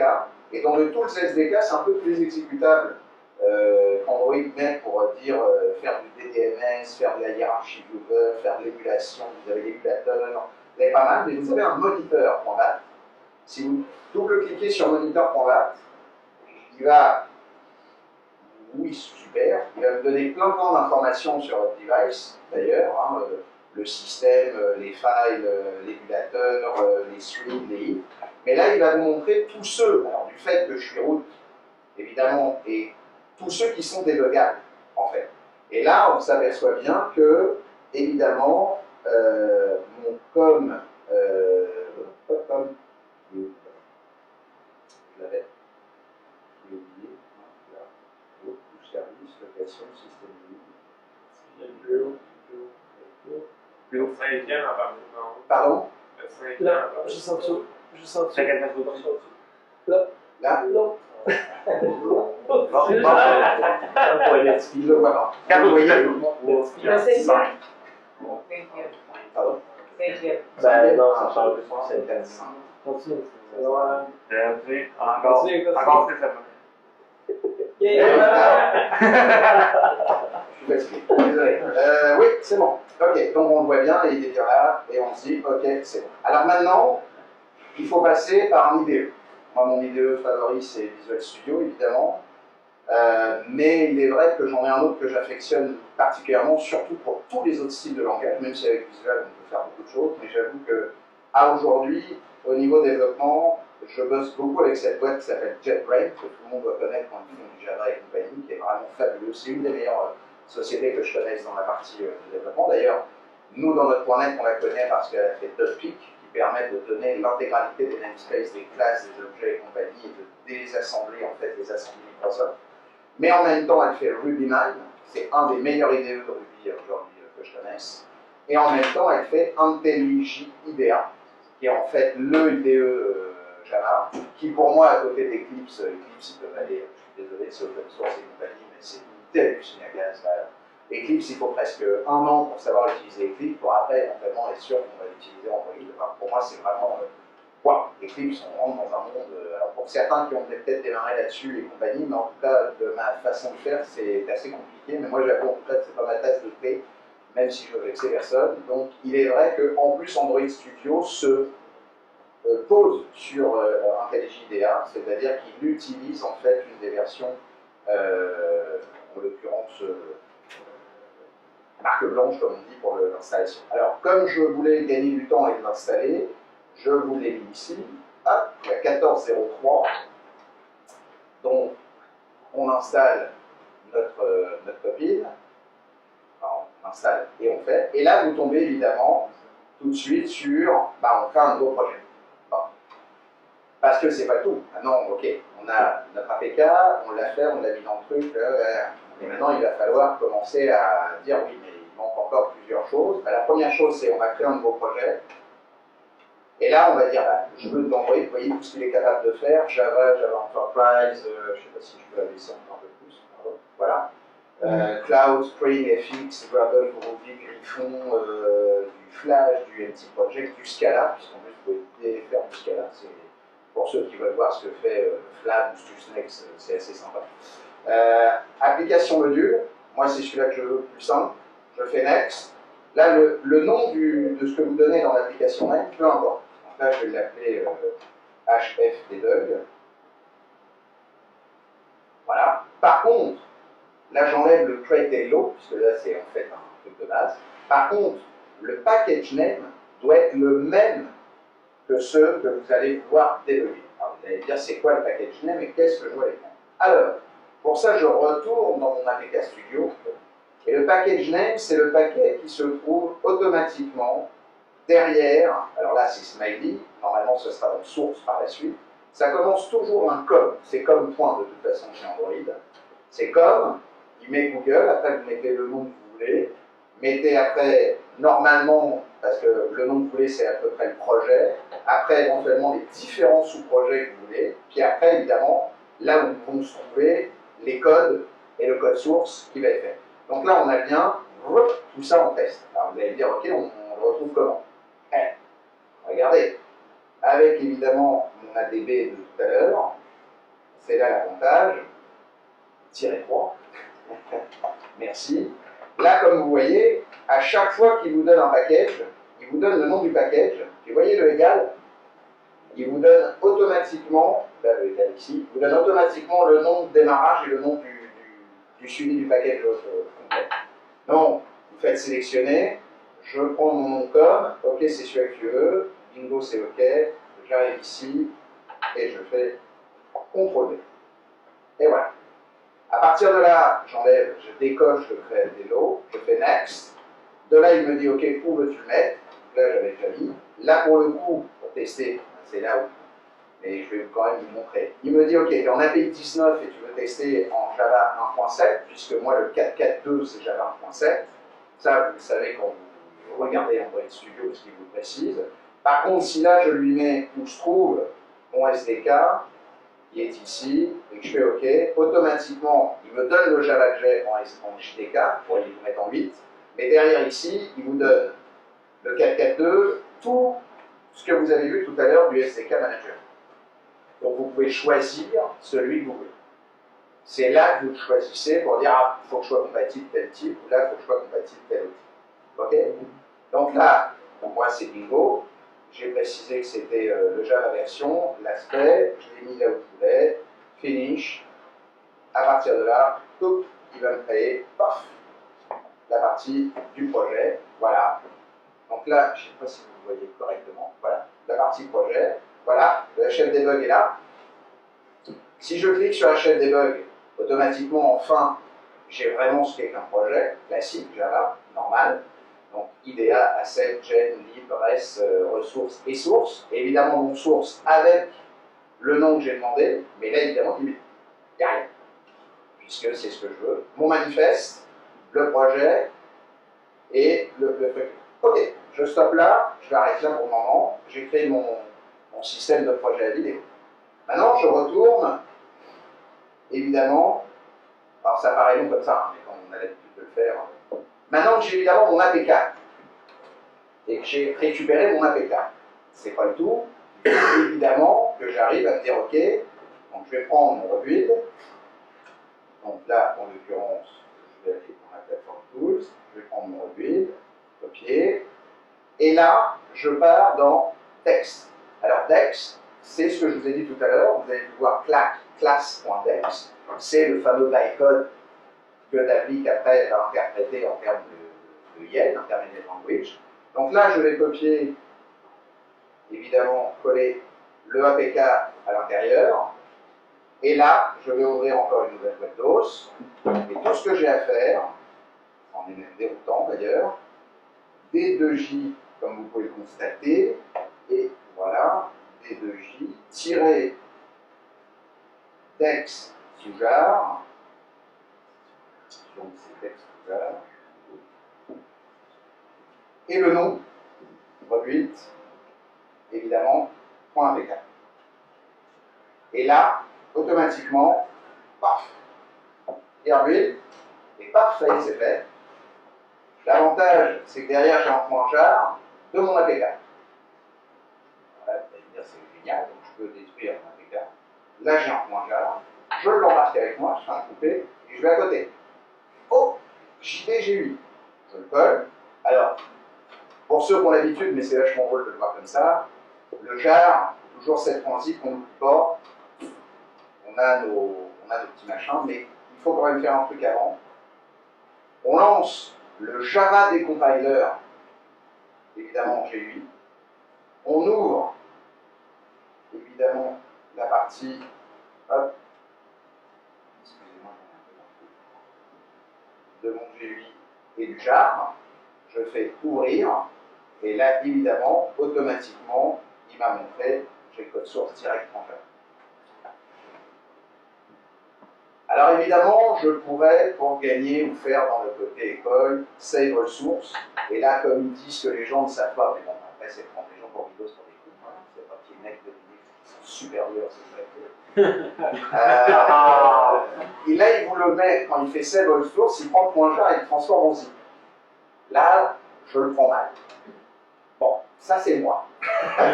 Donc, je ne vais pas aller jusqu'à là. Je vais dire, ok, on va quand même le sauvegarder en .zip. Je le mets, parce que vous avez vu que j'ai gardé l'IDEA projet avec le HFDebug, je vais le mettre dans le même répertoire que le HFDebug, et je fais enregistrer. Plouf, il l'a enregistré en fonctionnel. Ok. Et de là, à partir de là, je retourne cette fois-ci dans mes projets. J'ai toujours mon HFDebug qui est là, vous avez vu. Et là, j'ai mon rebuild. Ce que je fais toujours avec mon setzip, je le décompresse au total. Ouf. J'ai mon setzip complet avec mes deux répertoires. Ce que je fais, je les prends, copier, je retourne dans HFDebug, je vais dans source, je prends le .com, boum, je supprime, parce que j'ai pris le même mot, et je fais simplement coller. L'autre, c'est good. Voilà, vous allez me dire, ok, super, copier, coller, copie, bref, ça fait quoi? Bah, ça fait que maintenant, si je retourne dans mon embrellis, là, vous voyez, regardez, il s'est mis en rouge, il m'a dit, oh, attends, je le mets à jour, ça y est, j'ai les codes, c'est bon, voilà, j'ai le code source, regardez, plouf, le code source est là. Donc là, évidemment, on voit qu'il est offusqué par ProGuard. Alors, ce qu'on ne verra pas aujourd'hui, au fait, j'ai oublié d'ailleurs, c'est la différence entre ProGuard et TextGuard. Vous avez deux offuscateurs vraiment très connus au niveau de la Vlic et Java. Vous en avez 3 autres qui sont des offuscateurs maison. Il y a des moyens de désoffusquer, c'est simplement des rappels d'objets pour perturber, un peu comme de l'offuscateur JavaScript qui va vous mettre toute une ligne de fois pi fois point 1 numéro machin modulo de temps, virgule, machin, qui fait une ligne comme ça. D'un seul coup, quand on veut savoir ça, pouf, ça fait 23. Ah, d'accord, il fallait juste faire le calcul et juste faire le truc, mais quand on le lit, évidemment, ça fait waouh, je ne sais pas ce que ça veut faire, donc évidemment, ça fait bien son job d'offusquer le code, mais ça sert à ça. Alors là, on s'aperçoit que la classe est bien logActivity. Logging activity est bien là. Au niveau du logging activity, je m'aperçois que derrière, il y a un separate activity et qu'il joue avec des A, des B, des C et des D et c'est géré. Vous voyez, le A là, que vous voyez là, il est surchargé. Il y a des A avec des loaders, il y a des machins, donc il surcharge en fait ces fonctions pour à chaque fois, ça c'est l'offuscateur. Donc ce qui veut dire que si on suit un petit peu le truc, il faut trouver où se trouve l'appel de la classe login activity. Login activity, on fait OK. Dans E, oui, login activity.a. Et là, on s'aperçoit que si le if est fait avec un new et avec un booléen, j'ai à un moment donné une possibilité. Alors attendez, voilà. Regardez, si équal 42, alors true. Sinon, pas bon. Ah, étoile 42. Ok. Donc, comme ton login activity est là, je vais te mettre que ton booléen doit être là. Donc, je mets un breakpoint ici. Vous voyez, il est en rouge là, le breakpoint. Je ne sais pas si vous voyez. Vous voyez avec le petit rouge. Ok. Maintenant, je vais faire bosser code. Avec l'autre. Comme ça, on va pas dire que je triche. Là, ici, là, je l'ai lancé. Et là, tu me tapes un chiffre à 2 ou 3 caractères, on s'en fout. Tu fais 40, et après tu fais tout envoyer. Voilà. Et là, regardez, il l'a envoyé.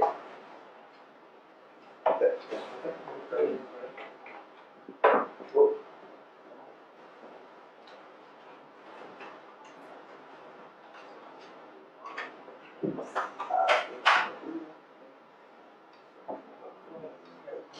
Ah.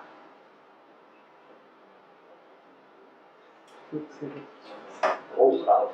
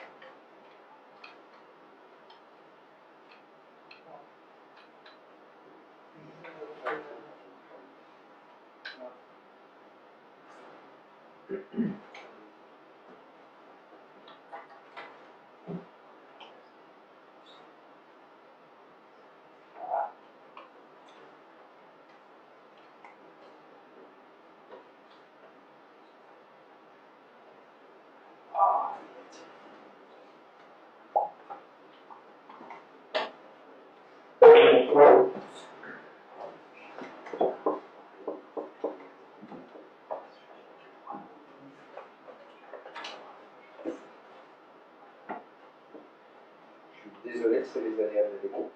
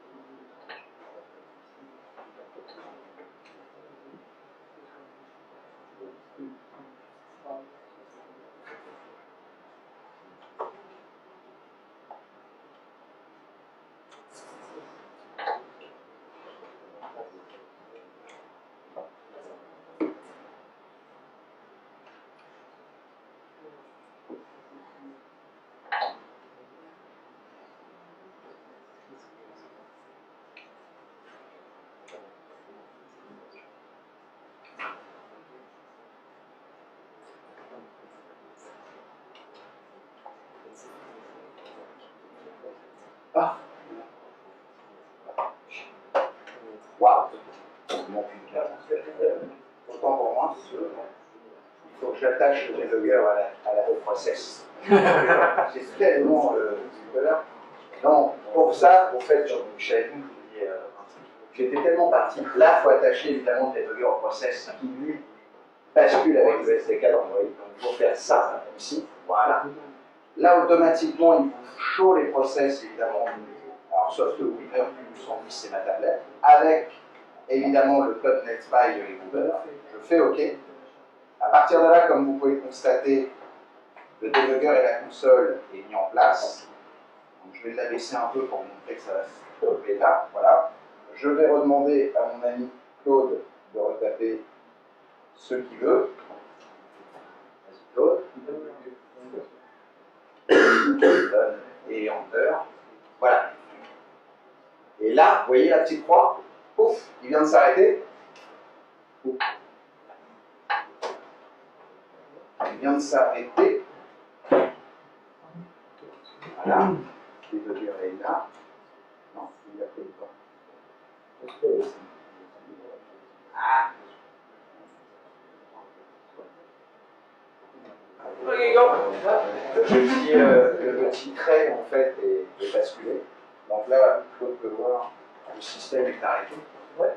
Le système est arrêté. Donc là, la partie système est arrêtée. Alors, vous allez me dire qu'est-ce que ça permet? Ça permet que je relève. Là, on a stoppé, on a fait vraiment un breakpoint, comme on appelle ça dans la partie code. Ce qui s'est passé, c'est que j'avais un autre ADB, je vous montre un peu après, mais j'ai un autre ADB.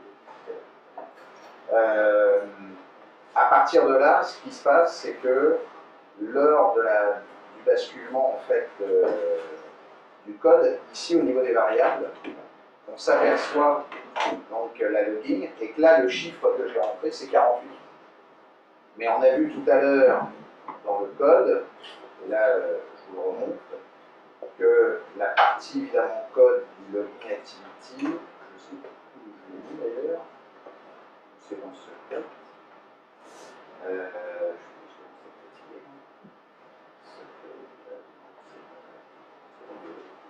C'était en l'occurrence,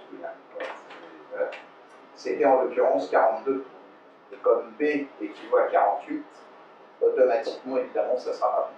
Mais on peut le vérifier, même quand c'est offusqué, même quand c'est évidemment tourné, vous commencez à connaître un peu la notion de classe, où vous savez que quand il y a un if, de toute façon c'est là. Alors, grâce à ça, ça fait quoi le debug? Et là, l'avantage de ce que ça peut donner, c'est que toute analyse est dynamique.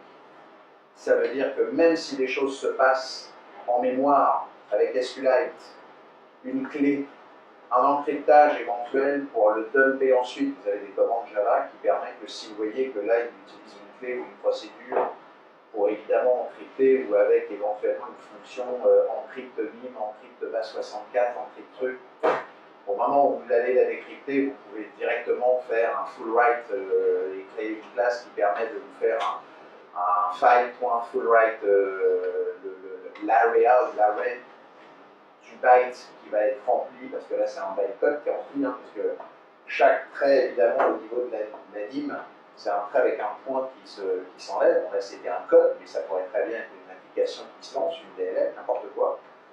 Tout ce qui est éventuellement basculement au travers d'une connexion réseau, d'une connexion éventuellement d'un send, de toutes les permissions. Je vous rappelle que là dans l'import, là évidemment dans le il n'y a pas grand chose, mais si vous regardez dans le login activity, dans le import, il a le droit à tout. Donc il a le droit au current loader, il a le droit à l'activity, il a le droit aux ressources, il a le droit d'ailleurs il a le droit au contact et aux gestions de mail.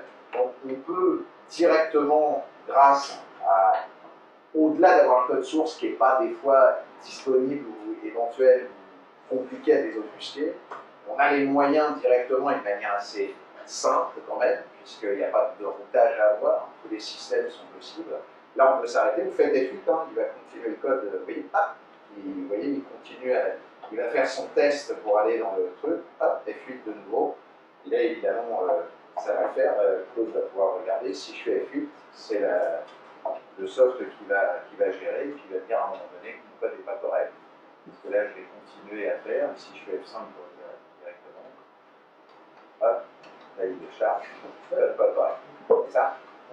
Voilà. Donc là, l'avantage, c'est que vous pouvez suivre partout. Si évidemment, je reviens ici, là, je mets 42, c'est ce qu'il attend, et que je fais done et encore code, automatiquement, pouf, il est encore break. Là, il est break géré. Je regarde avec l'autre, je fais fuite. Il part directement, vous voyez, puis là, je suis winner. Hein, ça, j'ai gagné. Voilà. Donc là, l'avantage de ce genre de système, c'est que ça permet, même avec une volonté de regarder ce qui se passe derrière la machine. Il faut savoir que là, par exemple, un truc tout bête, je vous ai montré le player tout à l'heure. Vous avez vu que j'ai mis un MX Player qui était d'origine quand j'ai acheté la tablette. Là, pour les trousses, là, il y a un malware, un photo, machin. Et vous voyez le MX Player, j'ai le Attack Player complet avec le smiley. Je peux refaire la même chose. Et je m'aperçois qu'il y a du Oknot. Tiens, un point readme. Tiens, qu'est-ce qu'il a mis dans le smiley? Ah, il est pas mal, d'ailleurs, le manifeste, quand je le regarde, quand je vois tout ce qu'il accepte et tout ce qu'il vaut au niveau des chargements et des patterns, puis deux, trois trucs, ça me permet d'aller voir un petit peu ce qui se passe. Donc, même sans aller, évidemment, après dans le breakpoint pur, où là, pour le coup, c'est plutôt très intéressant pour des malwares. Rien qu'aussi les outils entre deux avec les APK Studio et compagnie, et vous donner éventuellement quelques informations au niveau des permissions, comme je vous disais tout à l'heure. 3 logiciels qui mettent des permissions suffisamment mal libres pour le faire. Là, comme vous avez constaté, c'est des appels de classe. Il peut très bien prendre un code en ah ouais, c'est cool, toi t'es installé. Je prends ta perle parce que je vais lui donner sur une méthode qui a été exposée. Là, c'est vrai qu'on le voit dans le code. Ici, au niveau des A et des offusqués, évidemment, vous voyez que là, dans la partie, je suis là dans le corps plein classe, mais si je prends, parce que là, je pars chez Android, mais si je prends évidemment le login machin, c'est public. Donc la public class, c'est la même chose que vous retrouvez aussi dans .NET et compagnie. Quand je mets dans public, vous avez des options dans l'orienté objet qui sont les séries, anti-héritage, public si je suis à l'assembly, protected si je les expose à l'extérieur ou si je les expose qu'à mon assembly, donc que ma DLR, et ainsi de suite, ainsi de suite. Donc là, ils ont le même système. Donc là, il est en extend activity. Il voudrait bien très bien avec l'implémentation. Là, c'est des implémentations d'interface. Très bien implémenter une autre interface qui se trouve dans un autre logiciel, et que comme il voit que l'autre logiciel implémente l'interface, il le reprend et il dit attends, tu me l'exposes, si tu me l'exposes et qu'elle est publique, c'est que j'y ai le droit, si j'y ai le droit, bah, c'est moi, parce que peut-être que même en interne, ils ont même une propre protection à eux, pour savoir que si tu passes tel paramètre, ça va fonctionner. Enfin, après, après, la limite n'est que dans l'imagination, et en tout cas, la partie intéressante du système, c'est que lorsque je fais entrer et que ça s'arrête, c'est que le breakpoint, paf, il s'arrête là où je demande. Je veux vérifier une variable. Je veux évidemment, comme vous pouvez le constater ici, vérifier ma pile de mémoire en me disant, en fait, est-ce que tu as vraiment démarré par ce que je pense? Ah oui, tu es dans le main, oui, tu as fait la méthode, ok, les arguments, on a essayé offusqué, alors c'est pas très très clair en même temps, mais je veux dire, voilà, vous avez tout un débat, vous pouvez même dumper, enfin IntelliJ vous permet de dumper ce truc-là. Donc comme je vous disais tout à l'heure, des clés de cryptage, d'un seul coup un accès à un MIME, un accès à, éventuellement à un système genre de SQLite, tiens, tu écris sur SQLite. Il faut savoir qu'SQLite, très peu de gens le savent, mais vous avez la possibilité d'écrire, et ça marche autant dans Android que sur Windows ou Linux, vous pouvez faire file, memory. Et le fichier que vous allez créer, SQLite.db, n'apparaîtra jamais, ne sera jamais écrit sur le disque. C'est un fichier DB que vous avez en vie, tant que votre objet est en vie, et vous tablez dessus, mais vous pilotez une base SQLite.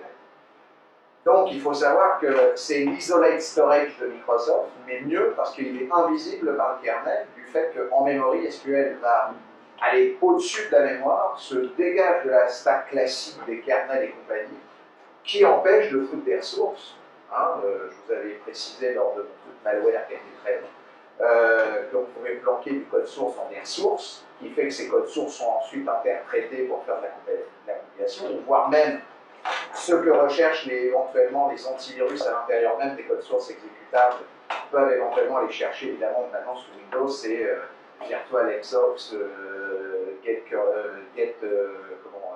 tous les trucs Virtual Index, on cherche à chaque fois des codes API les mêmes, bah, tout ça, soit on les offusque, soit on les met dans des ressources qui sont eux-mêmes cryptées, pour justement que les gars ne puissent pas, ah ouais, non, tu fais appel à telle API, si ça, plus ça, plus ça, plus ça, plus ça, toi tu fais quelque chose de pas clair. Ça aussi, ça permet. SQLite maintenant étant de plus en plus utilisé, c'est aussi le même problème. Un dernier point aussi important, et j'en terminerai là, comme vous savez, je suis content que ça a marché. Le dernier point que je vous avais dit, il y a plein d'autres façons. Les autres façons, vous pouvez avoir évidemment les analyses tools, vous avez Dexter, que je vous invite à aller voir, vous avez Anubis, vous avez les APK Inspector, le Dex2Jar que je viens d'utiliser évidemment, et tous les analyses, on peut faire des analyses Anubis en ligne et compagnie. Alors, c'est plus des analyses statiques, malheureusement, au-delà de l'avantage de ce qu'on fait là, c'est de l'analyse dynamique, et en même temps de l'analyse qui en même temps ne demande pas de routing et d'être compatible tout vraiment système. Vous pourriez très bien créer une black box avec tous les Android SDK et compagnie et basculer directement dès qu'on se plug, bing boom, attends, on va voir, enfin, là c'est vrai que ça paraît long parce que je vous explique le tout, mais quand on prend après une manip, au bout d'une semaine, vous faites ça les yeux fermés. Donc c'est intéressant. Il y a un autre point que je voulais, et le dernier, je voulais vous montrer avec Firefox, en parlant toujours d'ADB, en parlant d'AntiRubin, en parlant du reste. Comme vous pouvez constater au niveau de Firefox, je vais vous montrer quelque chose. Ici, là, évidemment, il y a tous mes systèmes d'ADB, machin, on ne peut pas trop le voir, et puis là, on voit bien que là, ADB exe est bien là avec Firefox et le plugin, d'accord. Sauf que si je n'avais pas tout ce que je vous avais montré, il faut savoir que dans le tuto, là, vous voyez, j'ai extension Firefox. Ça fait très longtemps que je gère aussi tous les malwares par, il faut savoir que le dernier gros malware en date, là, qui fait chez tout le monde, excusez-moi de dire, depuis février et mars, là, c'est Quidex, qui utilise des technologies en VBA, en XML, en trucs pour se faire en phishing et en complet, pour aller se faire contaminer un peu partout, mais utilise aussi des extensions Firefox. Parce que les extensions Firefox comme Chrome deviennent des moyens de trigger de rajout.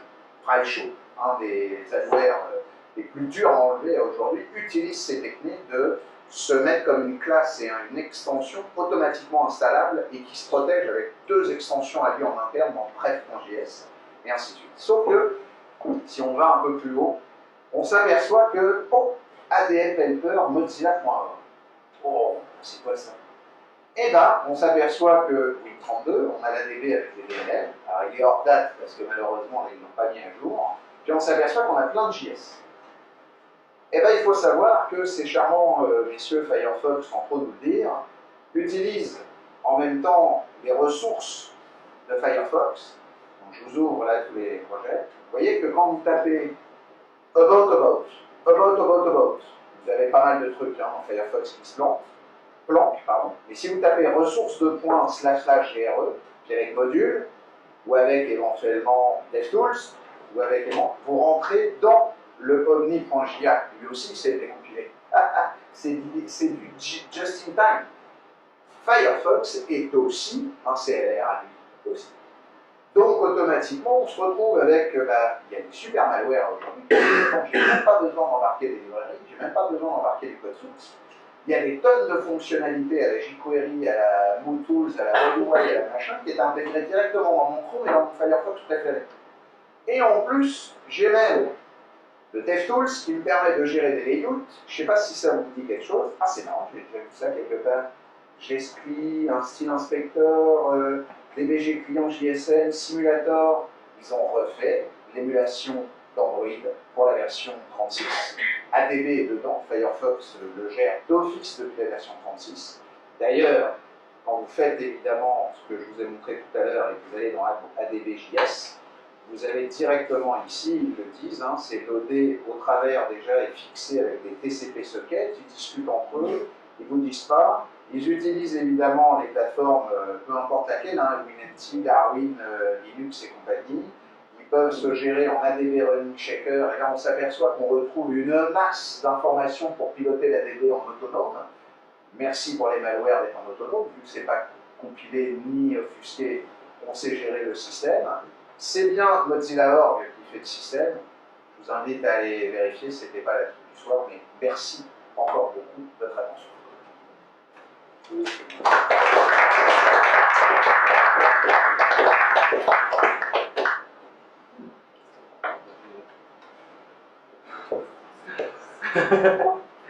Est-ce qu'il y a des questions?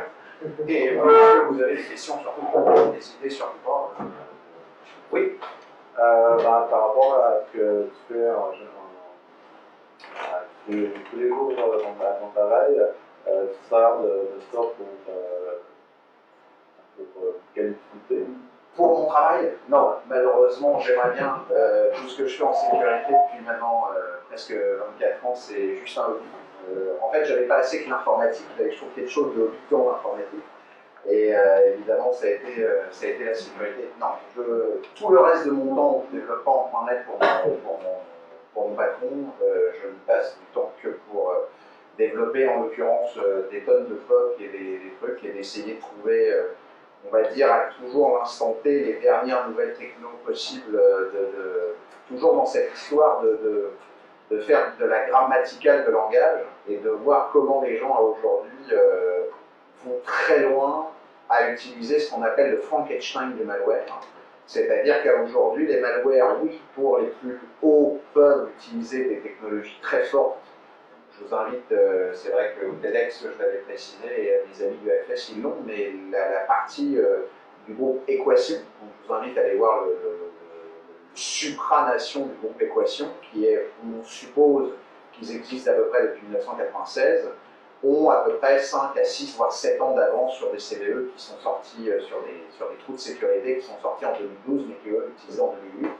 Donc à aujourd'hui, ces gens-là ont des capacités évidemment, mais ils n'ont pas d'état d'âme à gérer parce qu'il y a des gens internes dans évidemment malheureusement des groupes de disques durs, des gens dans le développement. On estime qu'il y a des gens chez Google, peut-être chez Cisco, peut-être chez éventuellement Maxtor ou Western Digital, qui sont même capables à un moment donné de piloter la carte du disque dur pour aller insérer des choses dans la partie du MDR sans avoir éventuellement accès au driver ou s'installer en automatique et se retirer. Donc on a eu à aujourd'hui, grâce à Flav, Stuxnet, Fanny, qui est soi-disant je suis ton père, hein, puisque c'est normalement le virus d'avant Stuxnet, utilise des systèmes de rootkit et de virus rootkit qui sont à aujourd'hui des technologies qu'on peut connaître depuis 2012-2013, mais que eux utilisaient en 2007, les exe ou les SIS étaient compilés en 2008-2009 pour certains. Donc à aujourd'hui, on estime qu'on a déjà presque encore 5 ans d'avance. Donc ils doivent peut-être se marrer à ce qu'on discute parce qu'ils sont déjà à faire la base de données graph avec MongoDB, ils sont peut-être en train de se la jouer Regine multiplié par 2 avec la NFR, ils sont peut-être, je ne sais pas, mais aujourd'hui si je prends Cridex, je vous disais tout à l'heure Cridex, c'est un virus, c'est une vraie saloperie, c'est un truc qui vous fait des captures d'écran dès que vous êtes sur 128 services bancaires, nord-américains principalement et européens. Dès que vous rentrez dedans, peu importe comment il le sait, parce que il a mis suffisamment de choses pour savoir que vous êtes sur www.desjardins.com. Et là, tout ce que vous faites, tant que vous ne sortez pas de ce .com et de ce service qu'il a, hop, il capture les images en PNG 4 kg et il se les envoie sur son CD. Sauf que pour l'avoir, lui étant maintenant très connu des antivirus, il faut arriver à le faire basculer, à se faire véhiculer. Et pour ça, ils ont utilisé une technique de contamination et de campagne mail par du virus macro VBA. Aujourd'hui, d'ailleurs, Microsoft, un de ses plus gros problèmes, je ne sais pas quoi, évidemment un peu particulier, est un des virus les plus virulents aujourd'hui en termes de contamination et utilise le VBA. Ils utilisent dans le VBA, il ne faut pas prendre le VBA, le Visual Basic Application pour le truc, ils savent si vous êtes en Synopsys, Anubis, VMware, ils ont déjà développé les get-handle et les pinvoc qu'on a, que ce soit dans Java ou dans .NET, pour aller vérifier si la DLL est là. Ils savent aller chercher dans les bases de registres, parce que pourquoi on ne se bat pas avec les mêmes armes. Eux, ils sont cachés. Lui, il va vous dire, coucou, c'est moi Cridex, et je vais le retrouver dans la base de registre. Par contre, VMware, quand vous faites PCI Vendor, ou quand vous faites le diète vide, le étoile vide dans la base de registre pour aller savoir si son disque dur ou si sa carte virtuelle est installée, il a mis étoile, VMware, étoile.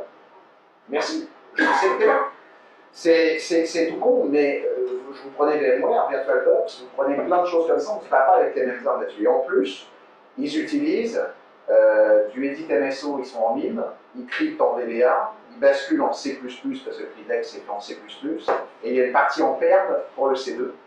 Donc, automatiquement, pour répondre à ta question, toute cette partie-là, et au travers surtout des malwares Android qu'il a, pour le coup, je vous disais tout à l'heure, tout ce qui est en intermédiaire language, on a des problèmes, autant pour eux que pour nous, mais c'est mieux pour nous, parce qu'on peut récupérer le code source sans aller se battre avec de l'assembleur un peu compliqué quand même, mine de rien, parce que là on passe dans d'autres critères, c'est-à-dire on se base vraiment, je ne dis pas que c'est de l'arrière-garde, je dis simplement que l'assembleur est bon pour aller vérifier de la compréhension de comment fonctionne le registre.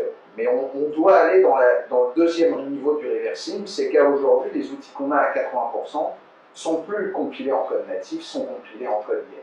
Donc PHP en premier, JS, Node.js qui sera sur les serveurs sont la même chose. Donc on est obligé de passer à des stades où, oui, mais il y a des choses qui se plantent dans des systèmes storage, dans des SQLite qui nous dit tiens, je mets des fichiers en mémoire, tu ne sauras pas.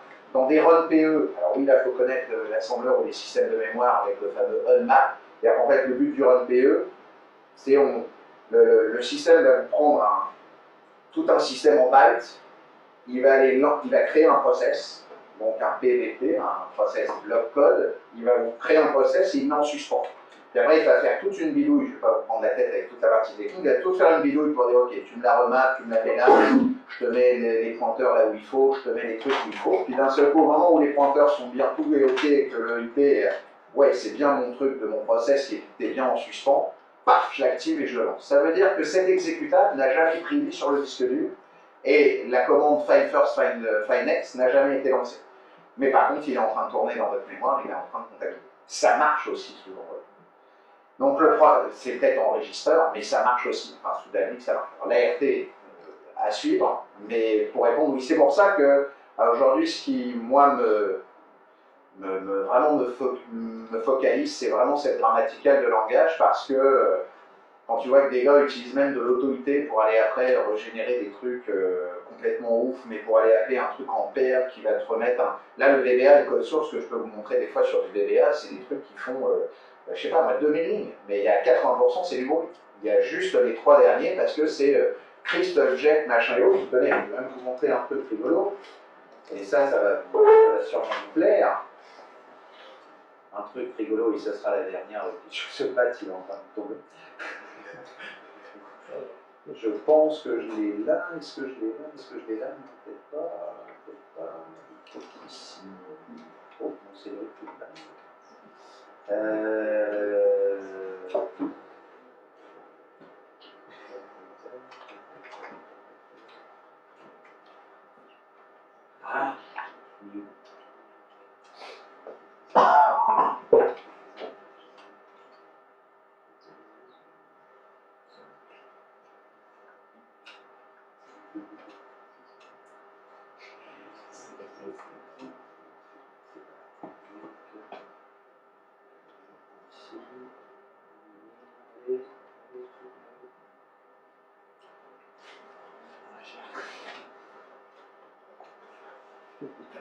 Je sais pas si t'as entendu.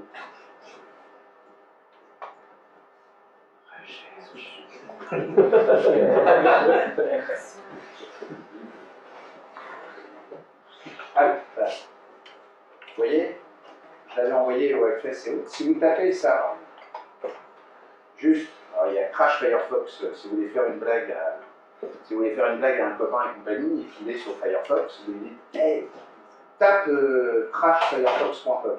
En fait, dans crashfirefox.com, il va faire ça. Data text HTML script, location, et il fait une sorte d'ajout à location, hein, plus égale location. Il fait un plus égale location, plus A, repeat 100 000.